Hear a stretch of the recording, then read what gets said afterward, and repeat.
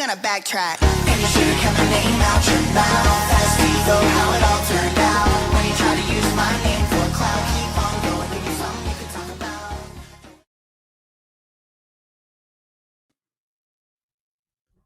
Hello, everybody. How you doing? How was the break? Okay, I'll let you know. For me, the break was a very emotional moment. Okay, I was just like scrolling, seeing what else was going on. I don't know if y'all know who this YouTuber is. You've probably seen one of his clips pop up. Asmon Gold clips. Asmon Gold. He has another like name, Moist something or something. We might have beef or something too from the Mr. Beast stuff. I don't particularly remember. Like he might be in the group chat with like the Mean Boys or whatever. I don't even particularly remember. We might have beef, but he's like an internet person or whatever, and his dad died recently, and the video announcement of it came across my screen. And I'm sympathetic to the dad dying thing, and my dad died in November 2020. He didn't make it to 2020, 2017. He died in November, so it's starting to become that time of year. You think about it, whatever. Anyway, his dad has died. And then after I watched the dad died video, which was emotional enough, and like tears are trying to come out, but I have to tilt my head forward so the tears fall down on my dress instead of on my face because I knew I had to come back on this live. And I'm crying about the dad dying thing. And then I find out his mom's also dead. He's like, don't have no siblings. He's like, I'm just here all alone. And he's like, had to be the caretaker for his parents. It was like a whole emotional journey I just went on, because then after I clicked on that one, I'm trying to, all right, shake it off, get yourself together. And I'm trying to, scroll to the next thing. And now the algorithm's done caught it. It probably did like a blood analysis from like the screen or whatever. And it was like, oh, she likes that. So then it just starts showing me other stuff. Then it's like, okay, there's another clip. His mom, somebody had gave him a painting of him, his mom. That was highly emotional. I was like, all right. Anyway, before you know it, it's 2:15. So here I am.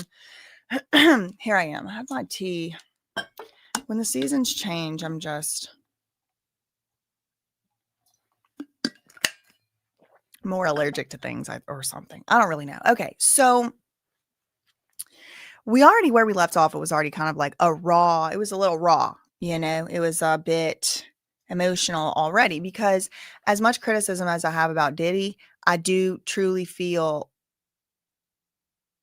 I don't know, compassion, or I don't know exactly compassion or like empathy or something for those kids, even though they are adults. Like I'm an adult. I would really like to be able to pick the phone up and call my dad without him being at the MDC, but he's dead or whatever, so it's kind of like I do kind of feel like truly for them. And it's like a really big wound for me. It's one of my soft spots. Like you really can pull on the heartstrings. And I think actually that helps to explain to me why I'm having such a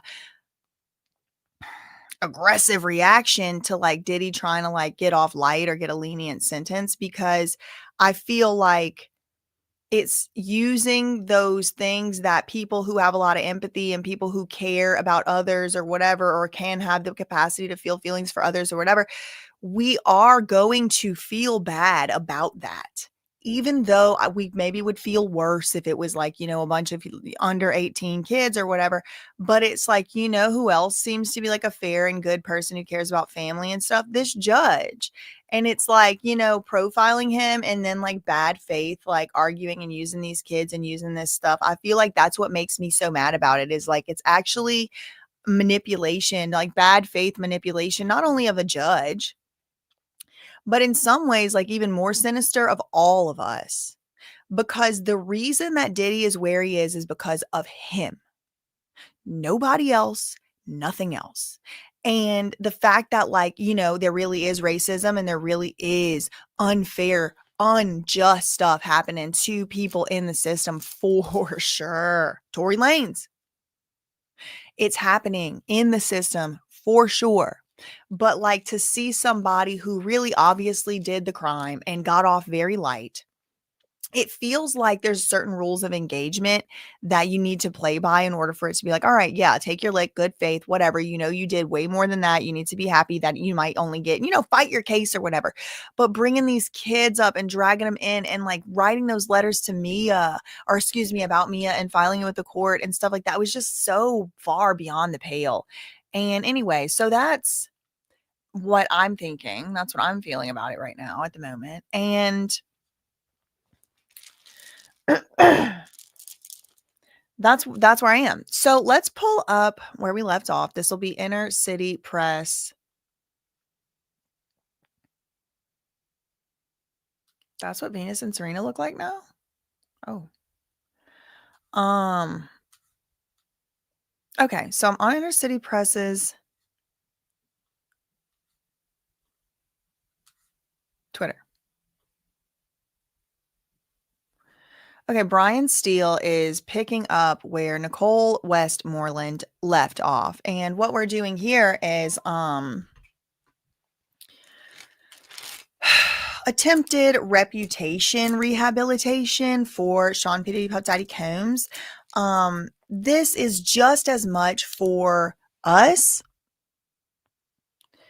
This whole thing today, all these lawyers talking and all that, is just as much for us to hear as it is for the judge to hear. I think these lawyers know, like, to some extent, that the judge kind of has his mind made up. Maybe they can argue for, maybe they can, argue for whatever, but they're also advertising their services to other really, really rich people. Sorry, I'm about to get this settled. I know it's aggravating, the sound. To other really rich people, who are, criminals or perhaps accused criminals or whatever. And it's also for the media, because Diddy is already full swing in his public media,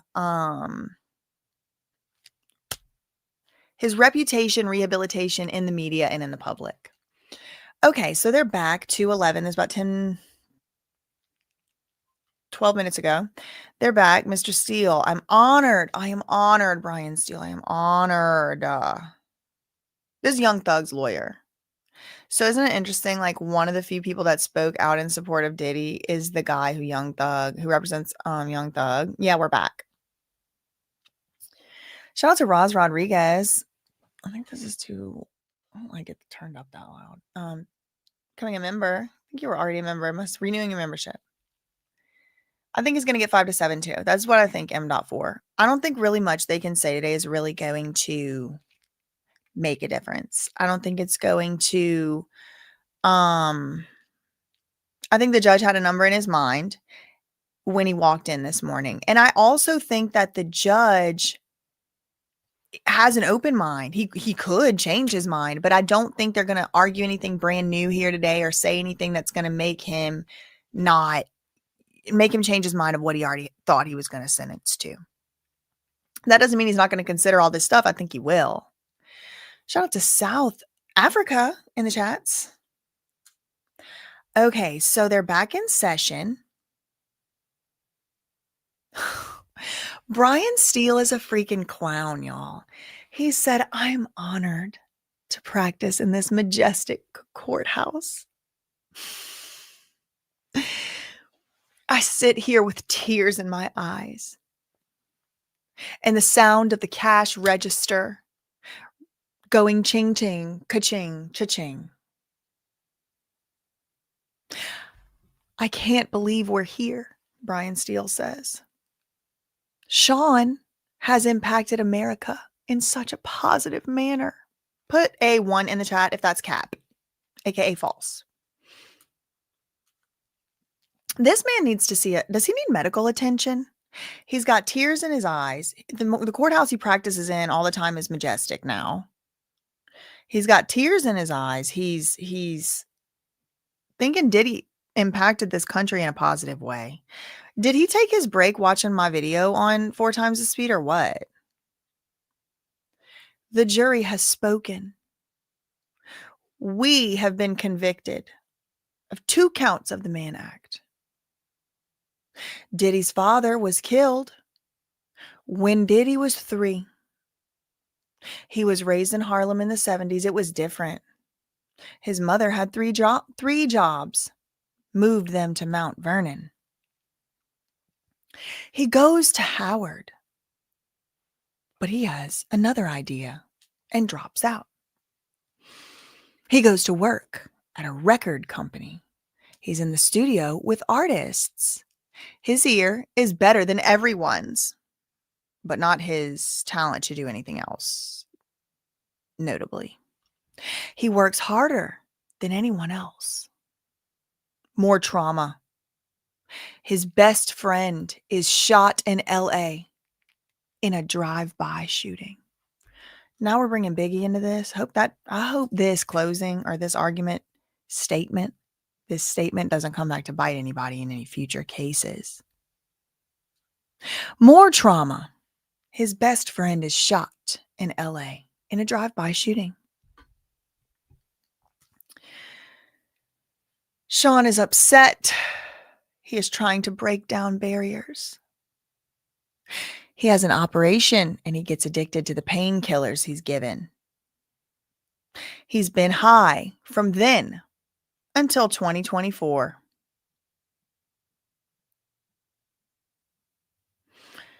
You heard it at trial.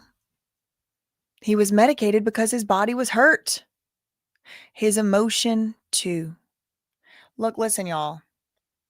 Nobody's going to make me not feel sorry for this. I do feel bad about it, of course, as a child of an addict who lost his life to such addiction. I have sympathy in it. I totally do. But I don't think the addiction caused, I mean, put a one in the chat if you ever had an addiction and you didn't do freak offs with Jane and Cassie and didn't do all this stuff like this. You know, making mistakes is one thing, but it made him do a freak off, or he was just also addicted to drugs while he was doing these criminal behaviors? Because that's what it seems more like to me.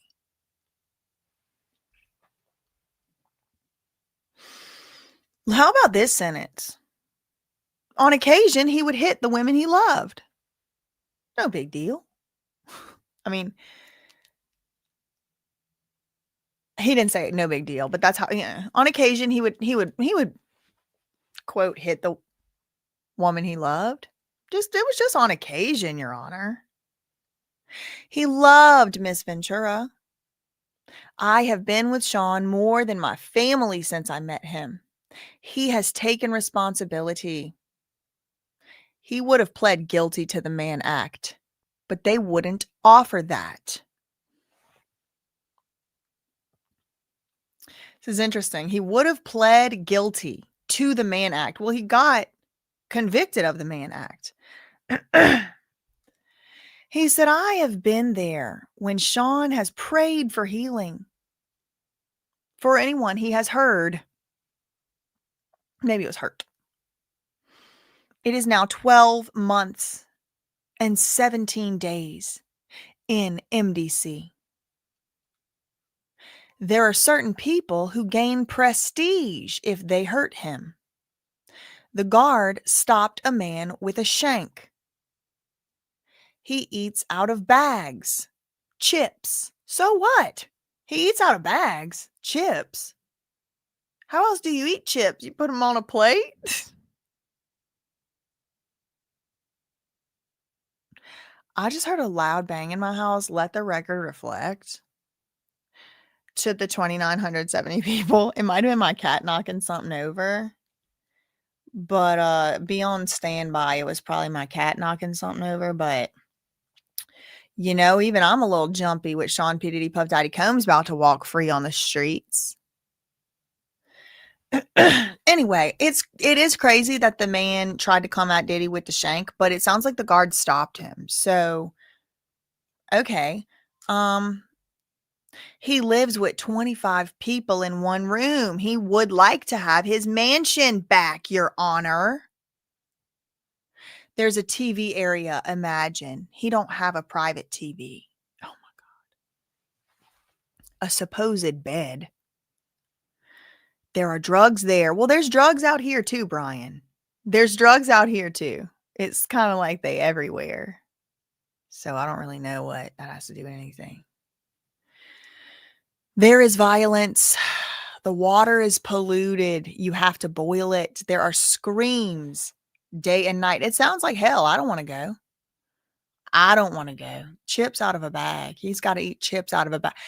If he was putting chips on a plate just to eat the chips, he needs another. Add a year. That was a joke. I'm just kidding, y'all.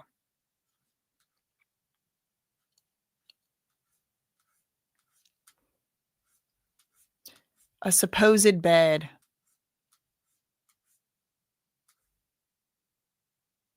Yeah, sounds like prison. I mean, I don't wanna go. I'm not trying to minimize it and make it seem like it sounds like a great thing, and y'all heard me say on the previous live, you shouldn't have to boil your water. The prisoners should get water.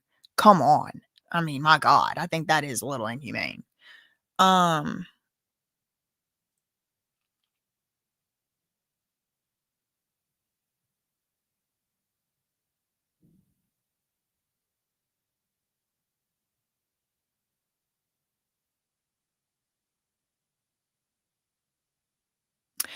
okay. Remarks are expected from 3 more defense lawyers and Diddy himself. Right, we're waiting for Diddy himself to talk as well. And possibly other Diddy supporters as well may speak, depending on the judge's discretion. I bet Eugene is there to speak.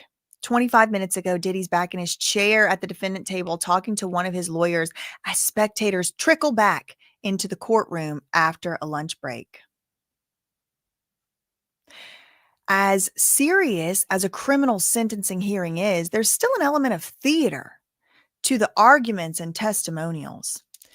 The judge opened with a number of important rulings, declaring that federal guidelines call for a sentence of 70 to 87 months. Given that, the tearful speeches about Diddy's inspirational power, and in this case, a documentary style video with a dramatic soundtrack, we learned the definition of those the word that describes those videos, mitigation videos. Okay. So, given that the tearful speeches about Diddy's inspirational power are not likely to result in anything like the 14-month sentence his lawyers had suggested, they still are not for nothing. Diddy's advocates are making their strongest case for the least amount of prison time that the judge is willing to grant, and it's not over till the sentence comes down. As the sentencing hearing picks back up, Brian Steele, one of Diddy's lawyers, took the microphone and began trying to explain how he believes his client's early life has contributed to his abusive behavior. He attributed Diddy's conduct to untreated trauma, citing the murmur of his father when he was just 3 years old, as well as a ferocious substance addiction.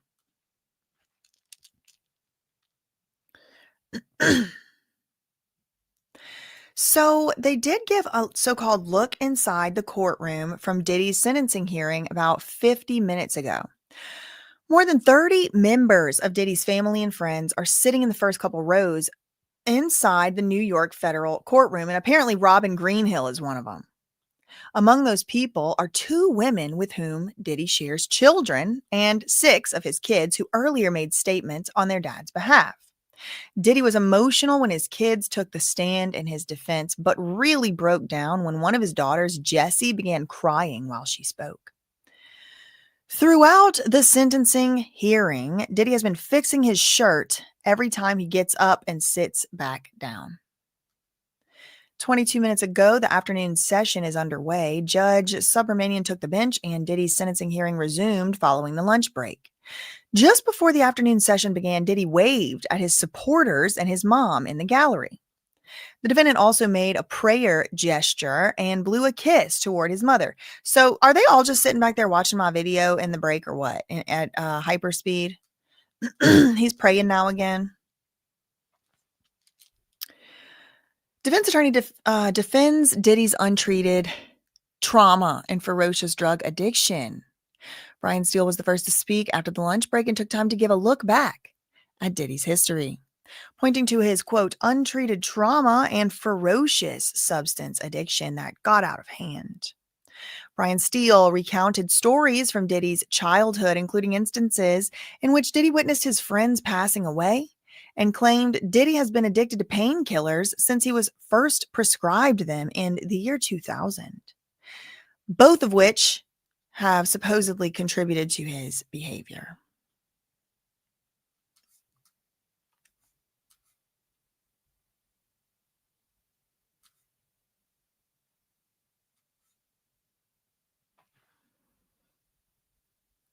Okay, so 14 minutes ago, CNN.com.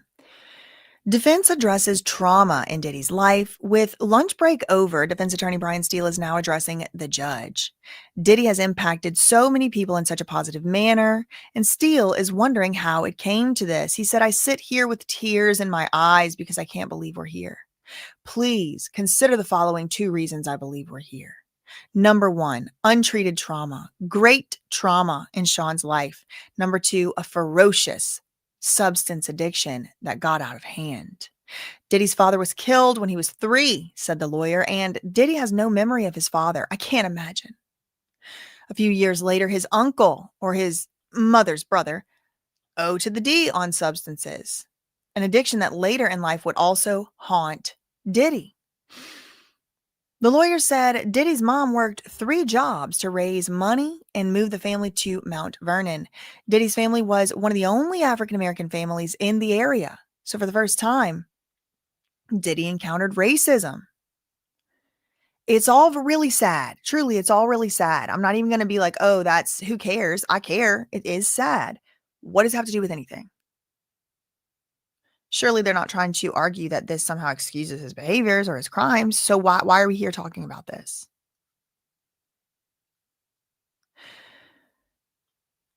Whew. The defense attorney describes Diddy's musical talent. He said Diddy got to start in music or the music industry by taking an unpaid internship at a record label. His ear is better than everyone's. He can tell what's a good album, what's going to be number one, and how people should change how they're singing or the way that the beat is constructed. Eventually, and look at this. This is so interesting. He was an expert on how other people should change how they're doing their art to simply make more money and be more appealable. But it says nothing about how he himself changed his own art. He was using people and telling them what the hell to do as his defense. It's telling. He knew what was going to be a number one hit, and he also knew how people should change how they are singing or the way that the beat is constructed. Was he going to make the beat? Hell no. Hell no. He was going to take the beat, tell you what he wanted you to do. Eventually, he became known throughout the music industry. Diddy is so remorseful, Brian Steele said. I have been with him when he has prayed, not only for forgiveness, but for healing for anyone he has harmed or injured. He wants nothing for himself. This sentence today is not about him. He wants to get back to his family. Okay, wait, hold on. You were just now complaining about the inhumane conditions and how you shouldn't have to live in the inhumane conditions and you learned your lesson. It is about you. Stop. Stop. Defense attorney Brian Steele said Diddy was nearly shanked by another inmate while in custody, something that is scary. He said, thank God the guard stopped it. He said, Diddy is not a typical person in custody. Everyone knows him. It's a trophy for them. They get recognition if they harm him. He eats out of bags. He eats chips all day long. So what? A lot of people eat chips all day long. That's fun. Steele said despite the conditions at the jail, the worst part of being in custody is the separation from his family. He sometimes would tell me it's not worth going on. There's nothing here. There's no more hope. But his family, he could not again bring suffering on them. That would just be more trauma to them. That is true.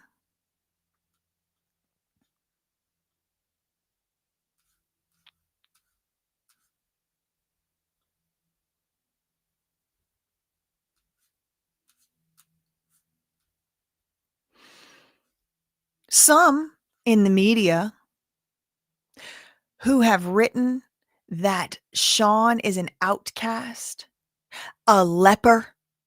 That is not true.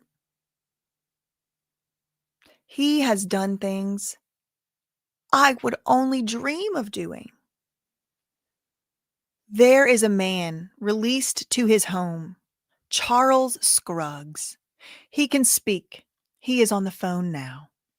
Okay, Charles Scruggs wants to step to the plate.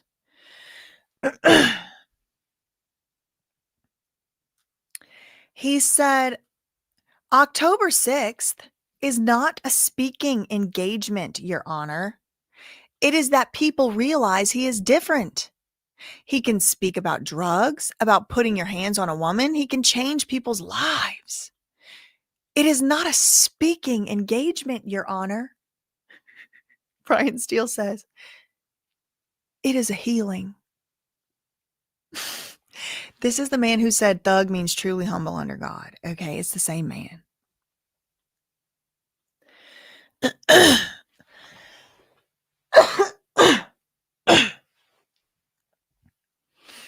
We have 2 new updates from CNN.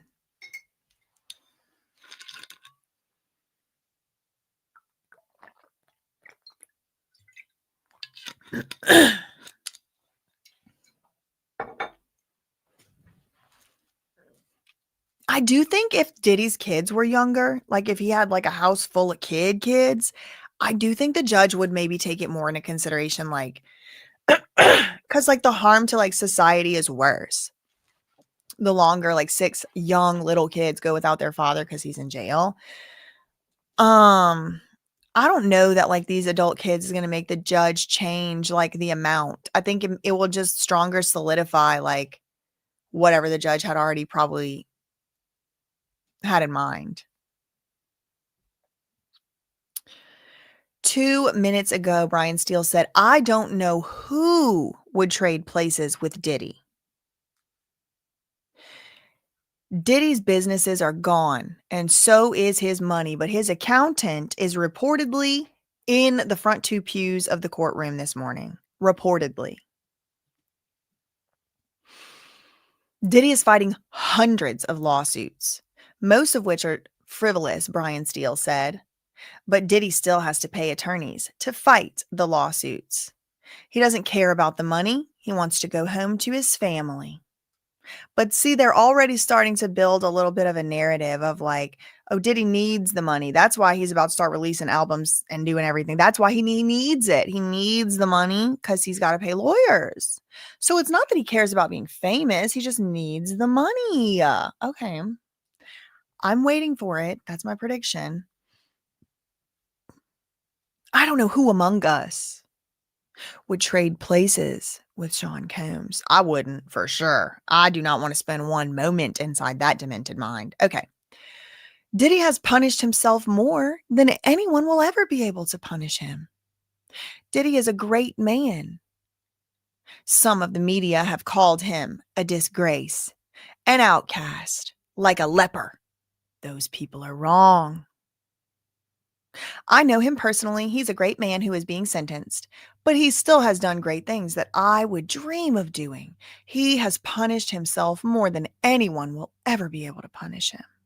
I will stay with him for the rest of his days, the lawyer added.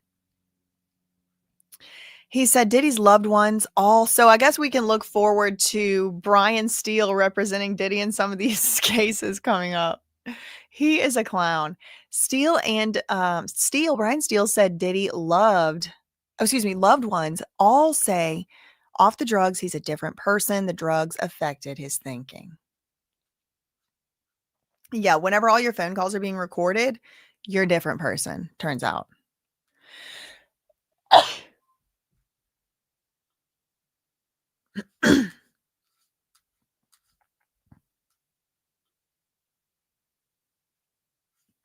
It is not a speaking engagement, Your Honor. It is a healing. The speaking engagement. You see how nothing can mean anything anymore? We can't just call stuff what it is. They got to make new words up for things. It's crazy. Okay, New York Times has an update. Continuing an argument from trial, Diddy's defense is linking his violence to a long-term addiction to painkillers. Brian Steele, one of his lawyers, said Diddy's reliance began with a medical operation in the year 2000. And Diddy got very high, got high every day for years after that. Substance use is also a key part of how the government says freak offs damaged the women involved in the case. Cassie, who dated Diddy for about a decade, testified that she took OPIs to come down from the party drugs that were abundant during the SEX marathons, eventually developing an addiction herself.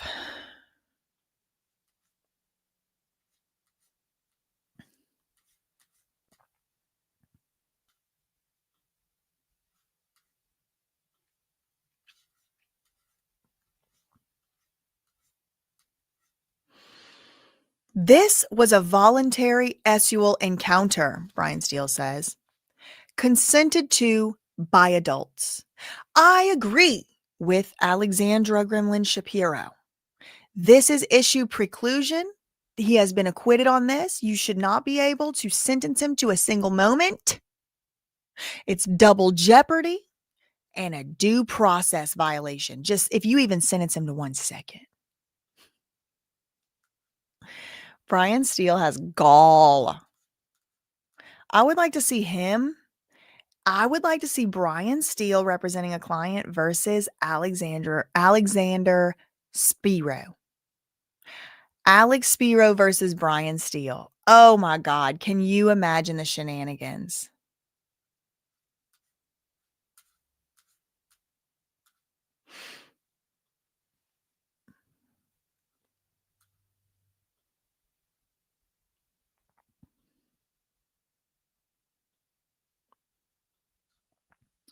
Okay, yes, y'all listen, please listen up. People's been having to get blocked and removed from the channel and stuff because I didn't even know this. Shout out to Monica for letting me know. I did not even know this, but apparently there's new rules in the streets. Okay, new rules in the YouTube streets. There's all this new stuff going on in comments sections. It's like you can only say a flagged word so many times, and you can't just used to be you could misspell a word. Like for the A word, you could put AZZ. No, no, no. The robots know all of that now. Okay, so if mods are telling you, hey, you like don't say that word or whatever, it's nothing personal. It's like actually Monica is a mod for like a bunch of YouTube, or I don't know if it's a bunch, more than me. And she like does, extensive research and everything for like working with these other people. And she told me, she kept me up to date today on it. And so she's telling me like your video now is new. It can get flagged and stuff, even if the comments, like if people are saying too many things about how somebody looks in the comments or something, your video can get flagged, removed, and then they take all this action against you, even long after the live, long after the video. So if they're saying, hey, don't say that word, don't say this word, it's because there's like new like rules rolling out or whatever. And like, I just really don't feel like getting targeted at the moment any more than I already am. If y'all would please be so kind as to respect that. It's just really strict. Exactly, Green. And look, listen, y'all know I don't make the rules here. All right. It's like at any moment they can just decide I'm no longer welcome. So I'm just trying to follow the rules, and I please ask that you try to do so as well. Monica, Simply Mon, she knows about these rules. She's researched them and all of that. So yeah, exactly. No, we are. We totally are. No, we totally are. Actually, we totally are, because there's certain things you can't say on TikTok in the United States, but everybody else besides in the United States, they can see it. Like we fully do live in like a regime at this point. Like it happened. It happened when you know who bought the app that just got bought. So we do. No, we totally do. It's 1984. I don't disagree. I'm in agreement, but I'm not trying to get 1984 off the internet. Thank you. Thank you, Rhiannon, for the $5 super chat. Does Diddy get a subscription to Big Joe's magazine, Rhymes and Dimes? Rhymes and Dimes. That would be funny. Thank you for the $5 super chat. Thank you, Amy, becoming a member. Nobody to peel. What does that mean? Thank you, Paul, for the $4.99 pound. They did just get sued. I know. Oh, China hasn't approved it yet. Well, the Debbie, I would get sick. I mean, look, listen.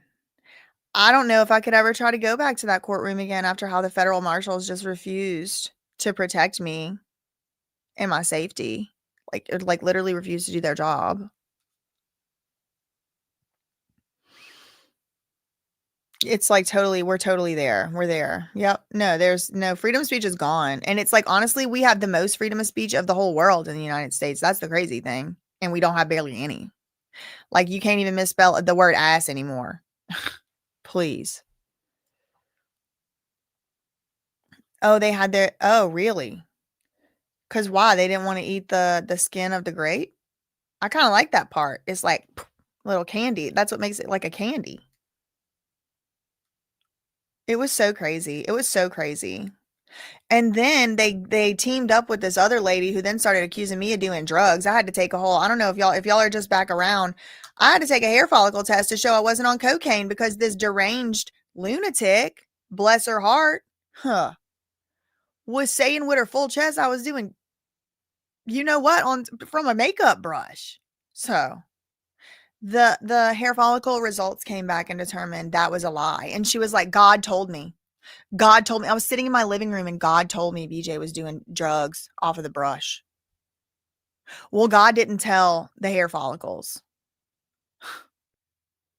That was so evil. And she teamed up with those freaks, those degenerated lunatics. Ugh. It was just so anti-American. Truly.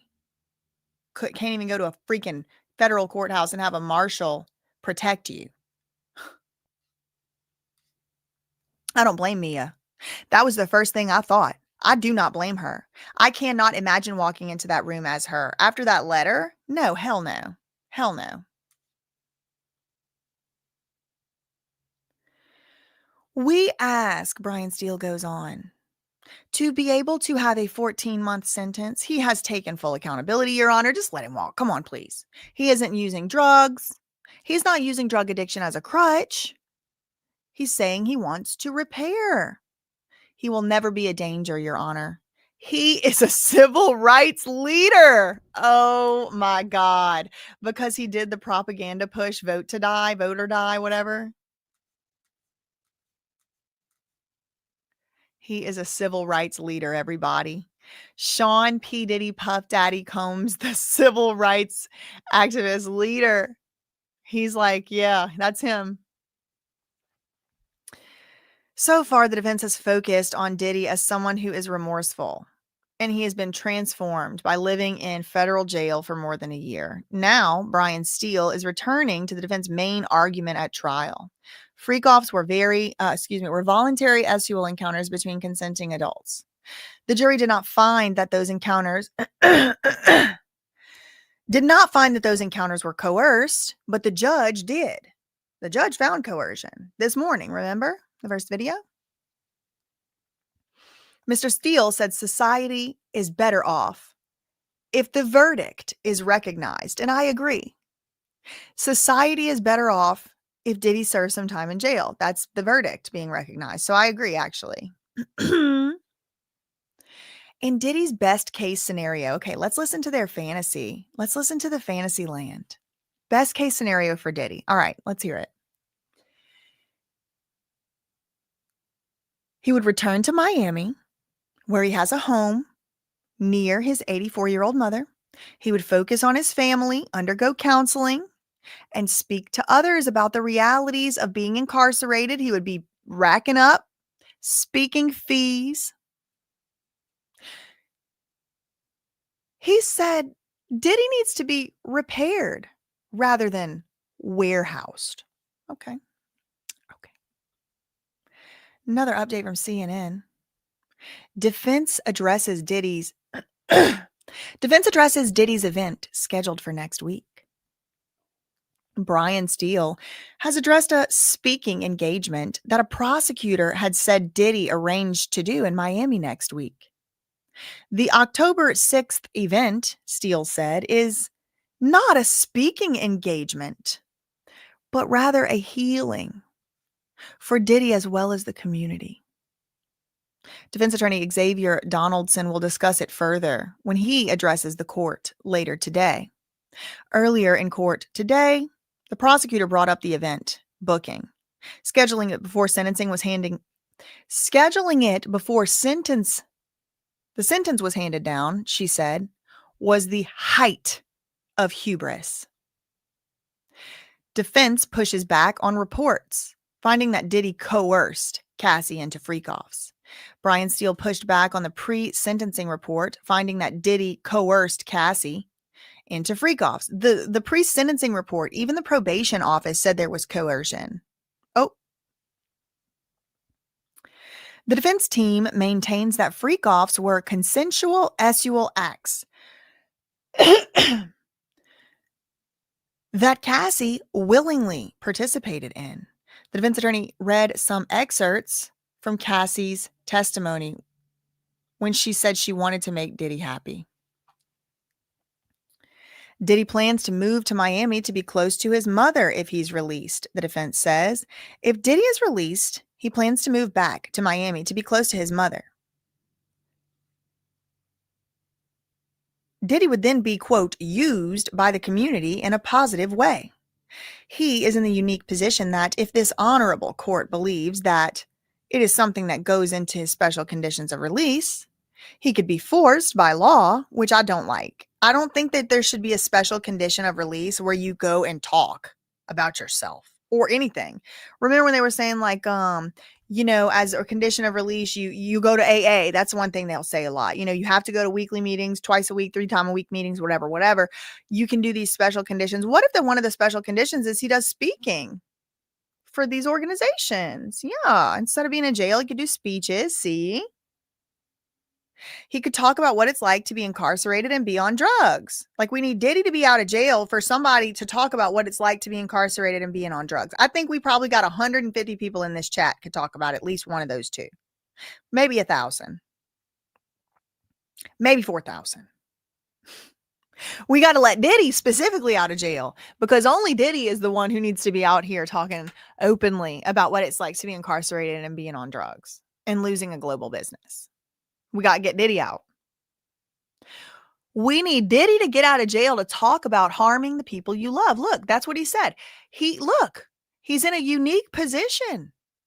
If this court thinks it could go into his special conditions, he could be out here talking about harming the people you love. Yay! These are pointless topics to talk about. The people that are already on drugs already know what it's like to be on drugs. You want to go talk to prisoners and inmates, they already incarcerated. They already know what it's like to be incarcerated. Maybe the global business. Why do the prisoners need to hear about what it's like to lose a global business? What the hell are any of these topics helping society at all? We need Diddy to come out of prison to talk about what it's like to harm the people you love? Or to take the happiness from your family? What the hell? This is delusion land. His good outweighs his bad by far, Brian Steele said. And y'all, it might. I don't know. I didn't take every action he's ever done in his life and compare it. But what I can tell you is it's completely irrelevant. It has nothing to do with anything. Wrapping up his presentation to the judge, defense attorney Brian Steele said of Diddy, quote, his good outweighs his bad by far. Steele called Diddy a civil rights leader more than once in his address. Y'all, civil rights for what? For who? Civil rights for who? Certainly not victims of domestic violence. All right, so we're back on Inner City Press, and we can now hear from the Reverend. He said, I, Your Honor, will be personally. I, Your Honor, this Reverend, will be personally responsible for seeing him rehabilitated. I close with this. As Michael Jordan, the great Michael Jordan, has said,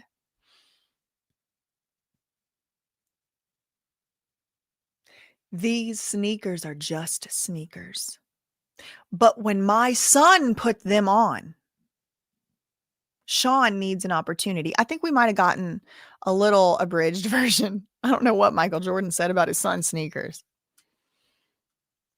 Some reverend is going to personally rehabilitate him. Is the reverend, does he have any medical training In rehabilitation, is he what do you mean? He's gonna personally be responsible for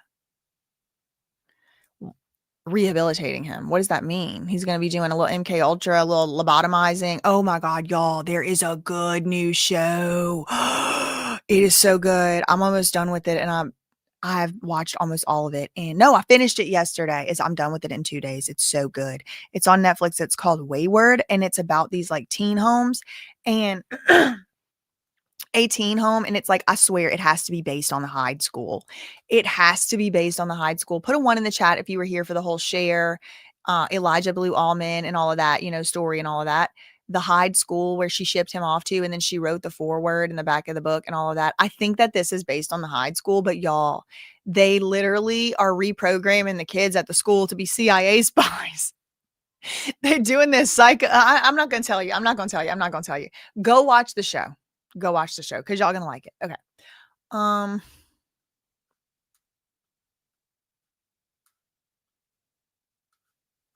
Okay, we have some updates from Washington Post.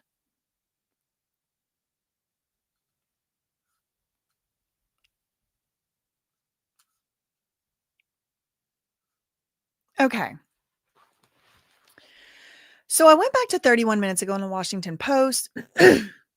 Diddy was a relentless, hardworking, and singular talent, a genius who barred drugs from his recording studios early in his career, said his attorney, Brian Steele. Okay, well, it's been 25 years. He's been on drugs for 25 years. So, I mean, barring the drugs initially is a little irrelevant at this point, considering he also kind of like, according to testimony, got Cassie hooked on substances too. Like, because for me, y'all, Cassie couldn't run away. When she would run away, they would come pick her up. For me, like Jane and Cassie are not similarly situated. I wasn't on the jury. The jury decided what they decided. But Steele said until the violent death of his best friend, Christopher Wallace, better known as the notorious B.I.G., who was unalived in a drive-by shooting in Los Angeles in 1997. Then, following a medical procedure in 2000, Diddy became addicted to the painkillers prescribed to him. And it is a common story. It does happen, and it's not anything to joke or make light about. That being said, it doesn't make you do what he did to Cassie. And it's irrelevant to the sentencing, in my opinion. Diddy lives in fear in hellish jail, defense attorney says. Lives in fear every day since being jailed on federal charges in 2024 in September. Spoke at length about the conditions at the somewhat infamous Metropolitan Detention Center in Brooklyn, where Diddy is being held without bail, awaiting sentencing, which is probably happening today. Brian Steele said his client has not slept more than 2 hours consecutively since September last year. He and his cellmates endure polluted water that they must boil. He has not seen daylight except when transported to the federal courthouse. The Bad Boy Records founder was once threatened with a shiv by another inmate, an incident also detailed in the defense's sentencing memos filed before Friday's hearing. He eats out of bags. He eats chips all day. I think they could have left that one in the drafts. Diddy did not deserve any more time in prison, his lawyer said. It simply wasn't the way to treat drug addiction and trauma. You should instead force him to go make speeches with that preacher. Okay. Diddy's sentencing hearing is for his conviction on 2 prostitution-related charges. In the middle of the federal courthouse complex, it can feel like Sean Diddy Combs' sentencing hearing is the only thing going on. But at Columbus Park across the street, children played on the slides. Ping pong games got competitive, and a group of men did handstands, pull-ups, and tricep dips while blasting Despacito from a boombox. That's funny.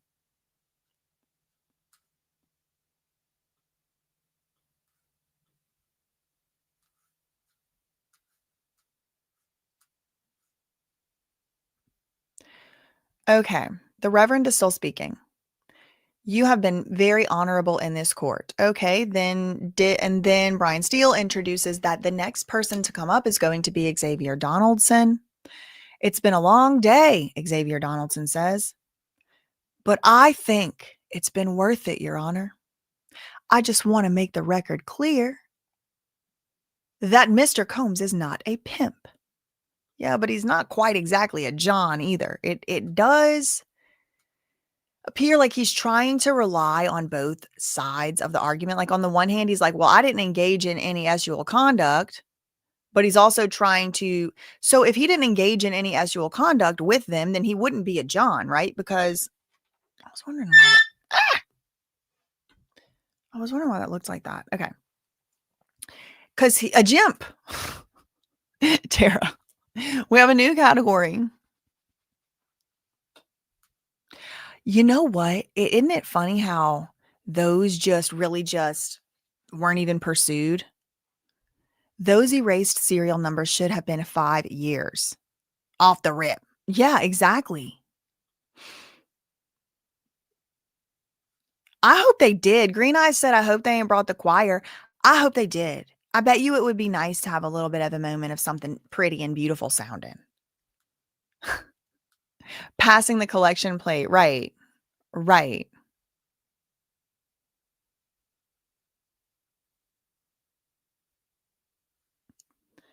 Right. He'll turn over a new leaf and invest on making the jail prison system a much better place. Right. He'll invest. Yeah, exactly.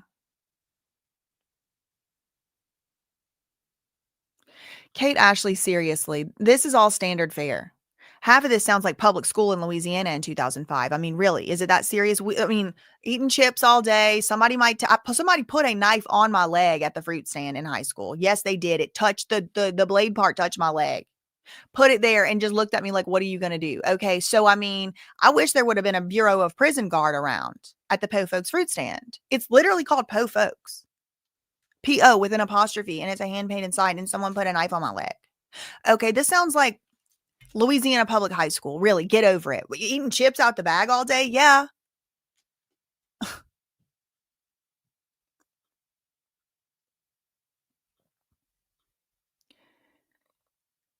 Oh no, what happened here? Ah. Okay, so that was the most recent thing on that one. Okay, let's go to New York Times. Nothing. One new update. This sounds crazy. Quote, give him to us and we won't let you down. Is this code for something? This sounds like they're talking about. I mean, look, listen, Sean P. Diddy Puff Daddy Combs is a demon monster and he needs to serve his time, I think. But I don't like how they're talking about him like he's some type of object or property. Give him to us? Hold on. What? Why would I get what? Hold on. What? That's kind of weird sounding to me. One in the chat if that's weird sounding, chat. A Miami pastor asked the judge to free Sean Combs from jail, saying no amount of time spent behind bars is going to change his condition. That's true. He ain't going to change.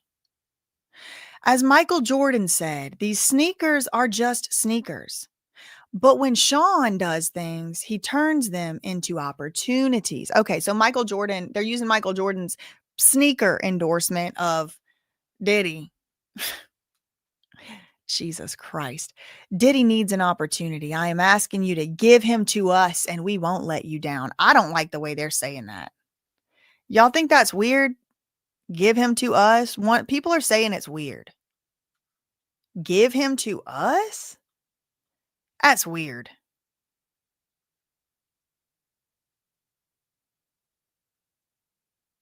Crispy remembers Po Folks. They had those jelly jars. They served sweet tea. He's an attorney that was crying. I think I fell in love. She's such. I don't know what y'all talking about in the chat. I'm lost. Give him to us. Give him. You know what it kind of reminds me of? Like old school. Like let us take care of our own community. Like don't take it to the. Don't take it like Don't take it to the buzz. Like the Italian mafia, for example. Don't take it to them. We'll take care of our own. Yeah, but the thing is, they were actually taking care. Like when people would do stuff bad, like somebody took care of it. Also, they were criminals who largely either all got you know what or, met an untimely demise or went to prison. The Duggar boy? Yes, I don't like it. I think he's a monster and he did bad stuff and he's demonic and I think he's full of it and all of that. I think he needs to serve his 5 to 7 or his 2 to 8 or whatever it's gonna be, but I don't like this. Like, he's a commodity to be traded, owned, what are you talking about? Let us give him to us. It feels Scientologistic and I don't like it. Oh my God, wait, that was like one of my first jobs ever too, Aaron. That was my first job ever was this pretzel place in the mall, but then my mom didn't like to drive over the bridge. So then my second job, like my first like real job that I actually worked and like was there a lot and stuff was a Po Folks fruit stand with Bill Schultz. No, the pastor's not passing the smell test. It's a no for me. I don't want to give him to us. No, that's that. I don't like that. How he said that like that. Give him to us. No, I don't like that. Okay, one new update. Look, everybody's quoting it. Gary Johnson, Reverend Gary Johnson.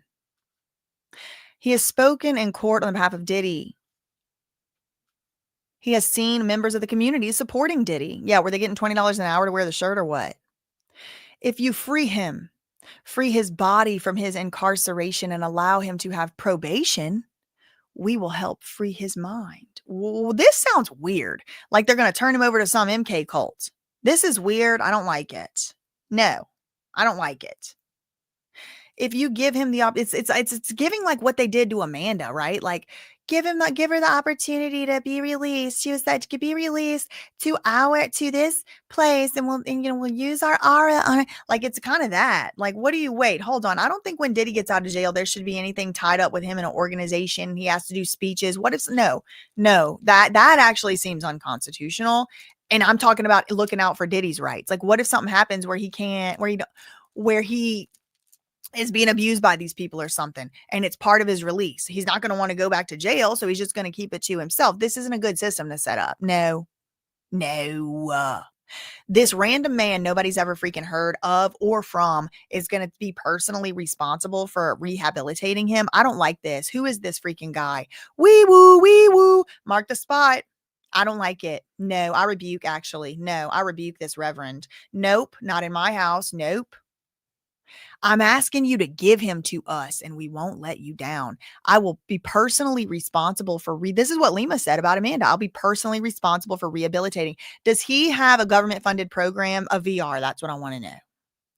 I'm not saying Lima's was government funded. Hopefully my report hit the docket before enough. Hopefully my reporting to y'all and my reporting to the government made it to where it wasn't funded, but who knows? Defense attorney says he believes the court is in a difficult position. The court is in a difficult position, I think. If I may say that respectfully, he said the judge is looking at the victim impact statements written by Cassie, Jane, and other victims, as well as the letters and statements from Diddy's loved ones. You find yourself, Your Honor, I think, saying you have two people here? Who's the real Sean Combs? Xavier Donaldson said, I like to believe that the real Sean Combs is in the grain of all those letters to you that you read and what you heard from the family. So the real Sean Combs is our side, basically. Okay, cool. After Donaldson, then Mark Agnifilo is going to speak. 3 minutes ago, Xavier Donaldson said his client does not deserve a harsh penalty along the lines of a convicted pimp. The government equates Diddy with a pimp.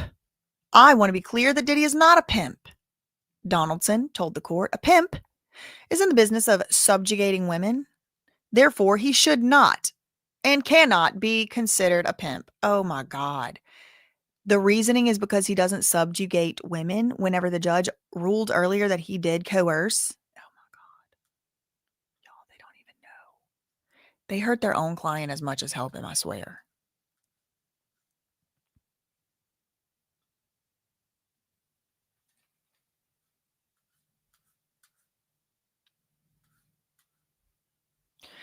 Xavier Donaldson goes on. He says here, in the Southern District,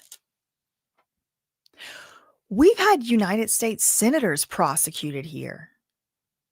I dare anyone to say anything else in the past 30 years did what he did in the MDC. The true Sean Combs came back. The true narcissist that just was going to perish, shrivel away, and die unless he could get his narcissistic supply out of something and somewhere. So he had a genius idea of calling it a class. And it's really just a bunch of buffoons sitting around circle jerking over how cool Sean P. Diddy Puff Daddy Combs is and used to be, even though he's a washed up, deadbeat, unfit parent. I mean, I don't know. That's just my interpretation. I wasn't there. That's just my opinion. And I'm not a medical doctor either, qualified to diagnose anyone.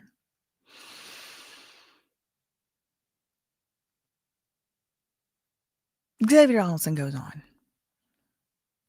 I spoke to chiefs of police in Miami, who Diddy has in his pocket, I assume. I spoke to superintendents of education in Miami. All of these people Diddy just has in his pocket, I assume. Everyone said there is something different. Let me close with this. People like me are supposed to be here to show that we can do it. I don't understand what that means. People like you criminals or what? People like you lawyers, people like you men. Is this more unnecessary and racist epithets? Trying to act like every single black person would even imagine doing and even fathom doing what Diddy did. We need more of that out on the street? No, we don't. I disagree. I disagree. I disagree. Diddy should not be being held up as this beacon of like representing a whole race. It's actually so racist and insulting for them to be doing it. It actually like pisses me off to a degree that I get like a little bit of a rise in my temperature. Cause it's like, if you want to be Nobel Prize winning, if you want to be an astrophysicist, or if you want to be a not criminal record producer and be an example and a beacon, who am I to say? Whatever. I'm staying out of that if somebody wants to be represented by that. But the fact that he's trying to reduce his sentencing for a crime he was convicted guilty of by an extremely sympathetic jury to him, it's so bad faith it pisses me off, actually makes me angry. No, and it makes people who don't know better think that, oh yeah, I guess this is just like the culture.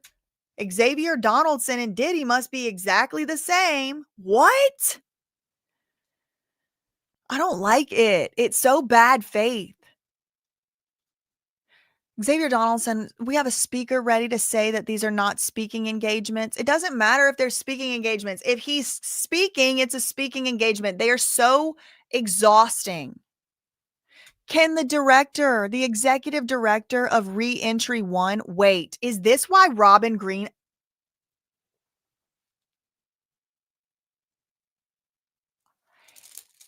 Is TriStar Sports and Entertainment?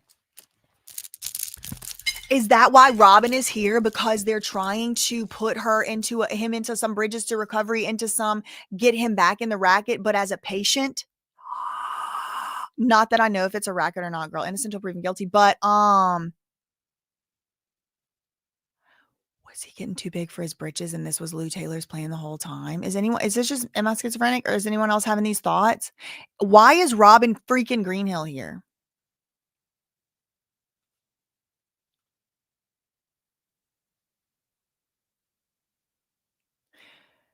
I kept saying it. This feels like Lima. What do you mean? You're going to take personal responsibility? A reverend? What the hell? Who is Miss Glory be to God, Coram Deo, husband owns a church? Lou, TriStar Sports and Entertainment.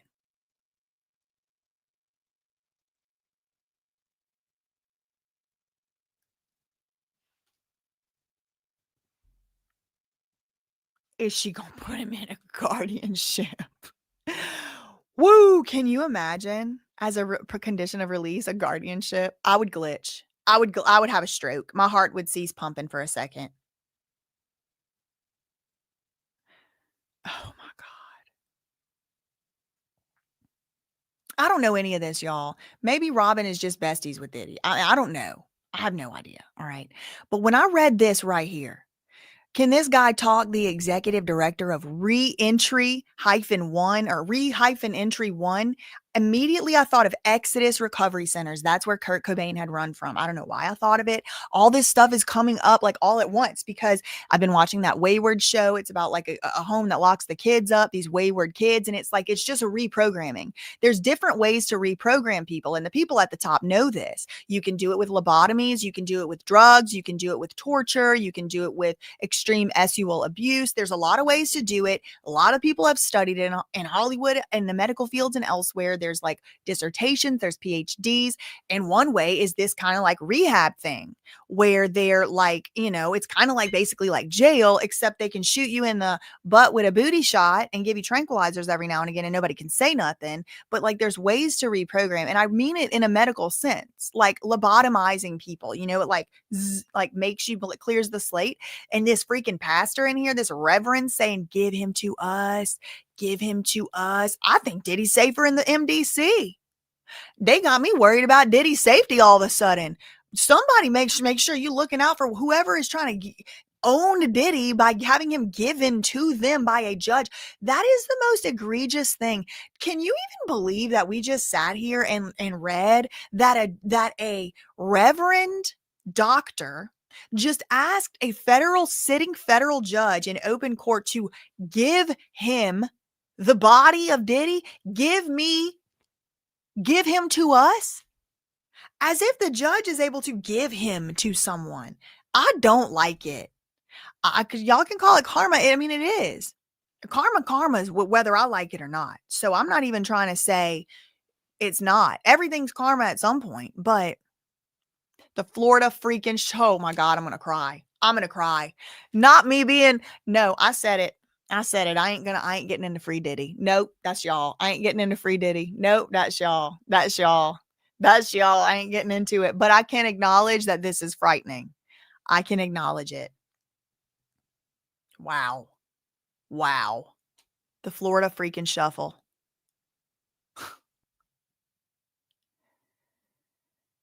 The judge said, I have a letter from these others. 1 minute is fine.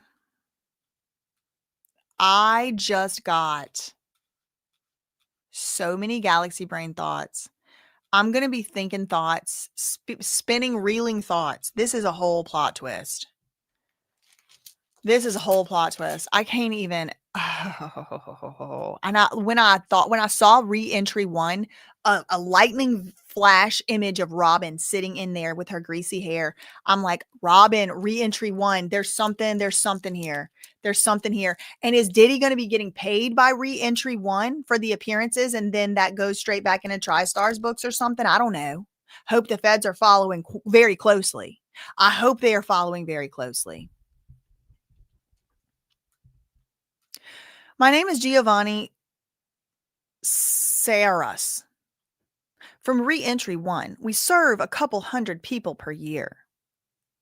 So those couple hundred people are more important than us being safe from this lunatic out here on the street. Got it. I have read the letter of those impacted by the teaching and mentorship of Diddy. As a formerly incarcerated person myself, I see the impact. When a person creates his own program while incarcerated, it shows something, narcissism in my opinion. I know, I've done it. Well, they like to stick together because they can see each other. Not even a parking ticket since. I work with probation. I speak at many, here's the Lima, everybody. I've done it. Not even a parking ticket since. I work with probation. Remember whenever she had a company, put a 2 in the chat. If you remember, she had a company called The Second Chance or The Last Star. She was going to do a second chance for the inmates. Look at these second chance programs, plucking people right out and getting them into y'all see a pattern? Put a 2 in the chat. Not even a parking. And this guy, what fantastic, even if the judge says no, what fantastic advertising. What fantastic advertising for this freaking guy that none of us ever heard of. There's 4,200 people in this chat. That's some good advertising for him, even if the judge says no. Giovanni.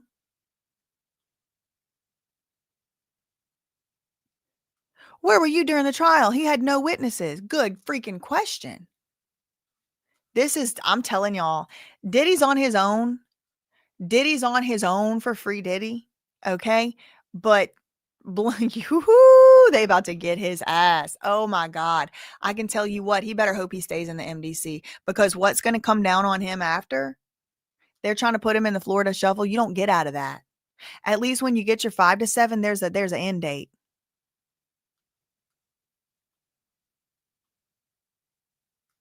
Oh, that's scary. That is scary. And Brian Steele said it too. A condition of release.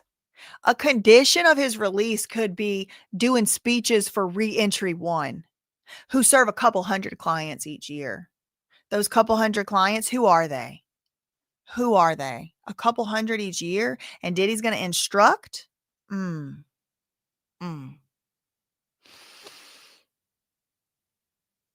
Xavier Donaldson, the fourth defense lawyer to speak on behalf of Diddy, took issue with the prosecution's claim earlier that Diddy had arrogantly scheduled speaking engagements in Miami next week, assuming that he would be released. Quote, this is Diddy's lawyer. Contrary to what the government said, and I'm going to say this blatantly, we do need something for him to do if he gets out today. He's not getting out today. Y'all are delusional. You needed 7 things lined up next freaking week. You needed 7 things lined up. Not like, oh, let's go with your kids. Go with your kids to the theme park or hang out with your kids in a private vacation. No, we need to do 7 speeches for Reentry One. Okay.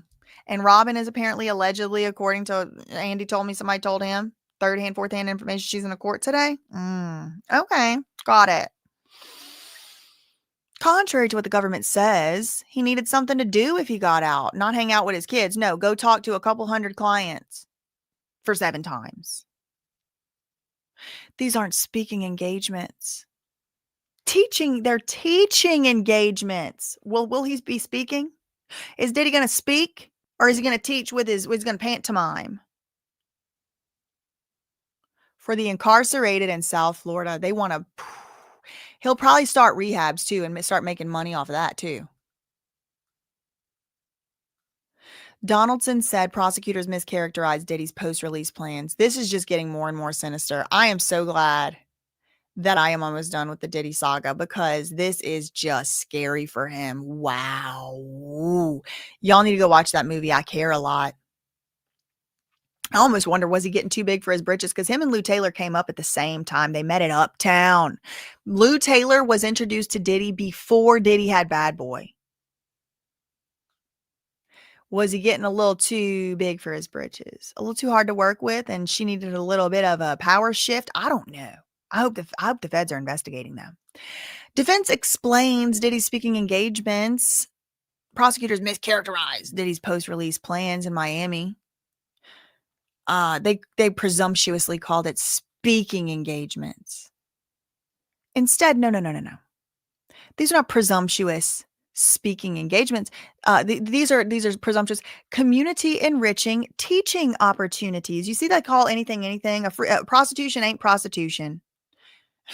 A girlfriend and a slave are the same thing.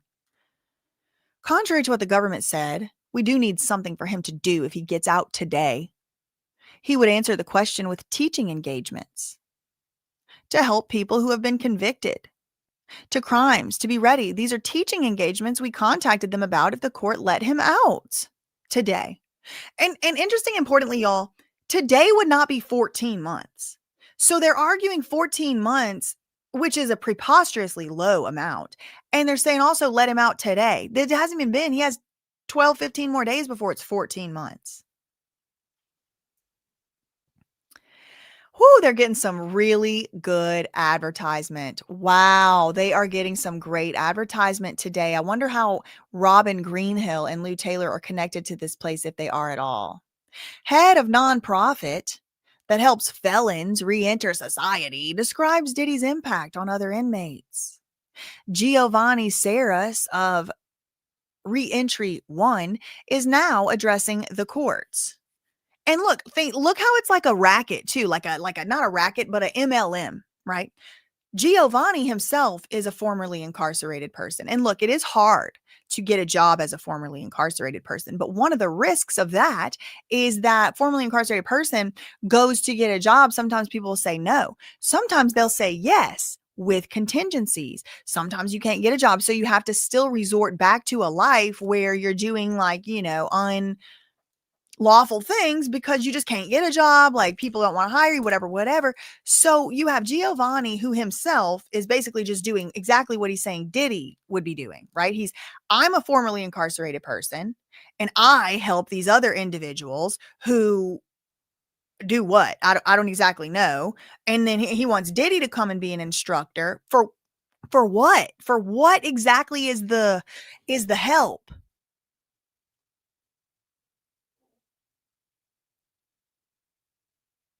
What's the help? What is the net positive? Who is this guy? Why can't he do it then? He himself already knows what it's like to be incarcerated. He himself already knows what it's like to be all of these things. He don't even have a parking ticket. So again, if they were saying we're going to put Diddy in our program, we're going to put him in it as a student because we can teach him. No, he's going to be a teacher. Let him out so he can teach people how to what? I don't get it. Somebody, the feds, needs to look into this. The books, the records. What is it? Helps convicted felons with re-entry into society. Right. They're helping Diddy right now with re-entry into society because they're saying we got a job for him, Your Honor. You could even court order the job so he can never get out of it. I think it'd be better to just eat chips from a bag and do his little meetings in the prison. Did he work with? Hold on. Here's a question for you, feds. I hope y'all are watching if you're interested in investigating. Who helped him or gave him the idea to start his own thing in the prison? This man said he never saw another person do it except himself. Did he tell Diddy to set this up? Was this all a pre-coordinated setup with the accountant Robin and TriStar? These are questions I want to know.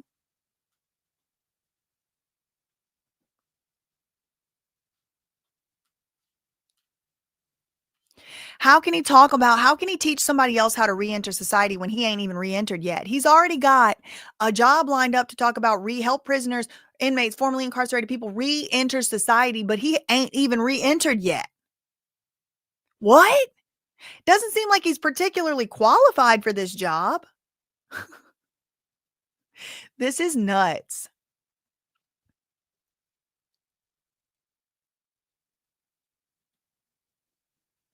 Heather, this is and maybe in your state, but Heather said you can mandate to rehab, but they don't have to stay there. The doors are open. Well, Lima and Mark Leta and Larry Rabb most certainly said, Lima specifically on Soft White Underbelly, that Amanda had the opportunity to go to jail or the opportunity to go to a rehab. And if she left the rehab, it was back to jail for up to 5 years. She left, she went to jail. If she left, she went to jail. She died in that rehab. She died in that rehab from cardiac arrhythmia. And then they said that she died from a seizure disorder. There was nothing about a seizure disorder anywhere on there. Nobody's investigated that yet. The feds don't care about that. Nope. Just me getting $1 million in legal bills. Anyway, okay. There is a constant factor in those that have participated in constructive programming. Again, they're definitely saying the quiet part out loud at this point. They're programming him. We notice once they are released, they are less likely to recidivate or reoffend. He said he read the testimonies of some of Diddy's fellow inmates. His impact was so great that it changed the lives of those in the housing unit where Diddy is housed. Adding that he created similar programs when he was incarcerated. This is that criminal justice reform that Lou Taylor and them are trying to get in on, I wonder. I just wonder.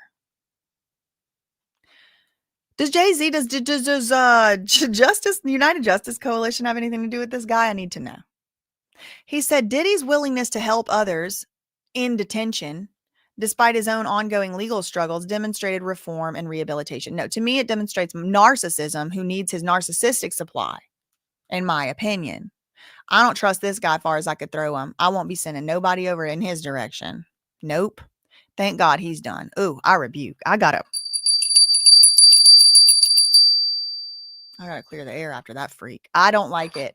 I don't like it. I'm getting a sick feeling about Robin Greenhill in relation to it. But who knows? Maybe I'm schizophrenic, girl. Who knows? Okay.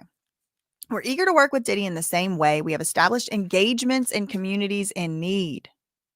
So they are engagements. They're engagements. Speaking engagements, teaching engage, whatever the freak it is. Okay. It's still, he has 7 planned next week. Jesus Christ. Or in the next couple weeks. Lastly, our mission is centered on the idea that those closest to the problem will solve it. Yeah, exactly. Give him back to us. Give him to our community. Our people will take care of him. We want to do the reprogramming. Don't worry about reprogramming him in the BOP. We'll reprogram him. Judge is like, okay, sit down. Agnifilo said, it's getting late. I'll be brief. I started in the Manhattan DA's office in 1990. We mostly had to put people in jail. In 1996, the Center for Court Innovation started. John Jay did a lot of studies. Domestic violence come from childhood trauma. A lot of people had childhood trauma that don't do domestic violence. So no, I'm not going to let you put that on that either. No, that's actually like weirdly victim blaming. It's saying like, if you get abused, you're necessarily going to be an abuser. That's no, shut up. Doctors found that Diddy had PTSD. He grew up without a father. His father was murdered when he was a baby. The family didn't tell him how his father died, but he picked it up from the street. He gave a commencement address at Howard in 2014. You know what's interesting? He has said before that he found this out by looking at the library stuff at Howard. So it wasn't the street, it was college. The street. He found the microfilm there that's how his father died in a drug deal gone bad. Maybe that's the trauma. That's not the street. He was at college, a very prestigious college. That's not the street. Stop trying to make it worse than it is. He had major depressive disorder. Okay, I'm going to sit down in 5 minutes. Then Miss Slavic, and then Diddy, the last word. No, does Diddy get the last word or the prosecutor? Oh, Diddy gets the last word. Agnifilo said, I'm asking you to release him today. These are clowns. He's been punished publicly. Everyone knows every twist and turn in this case. This is also a form of general deterrence, the publicity that he got. Cassie's lawsuit, it destroyed his businesses. Let him go today, Your Honor. Come on. Let's just let him go down to the pub right now.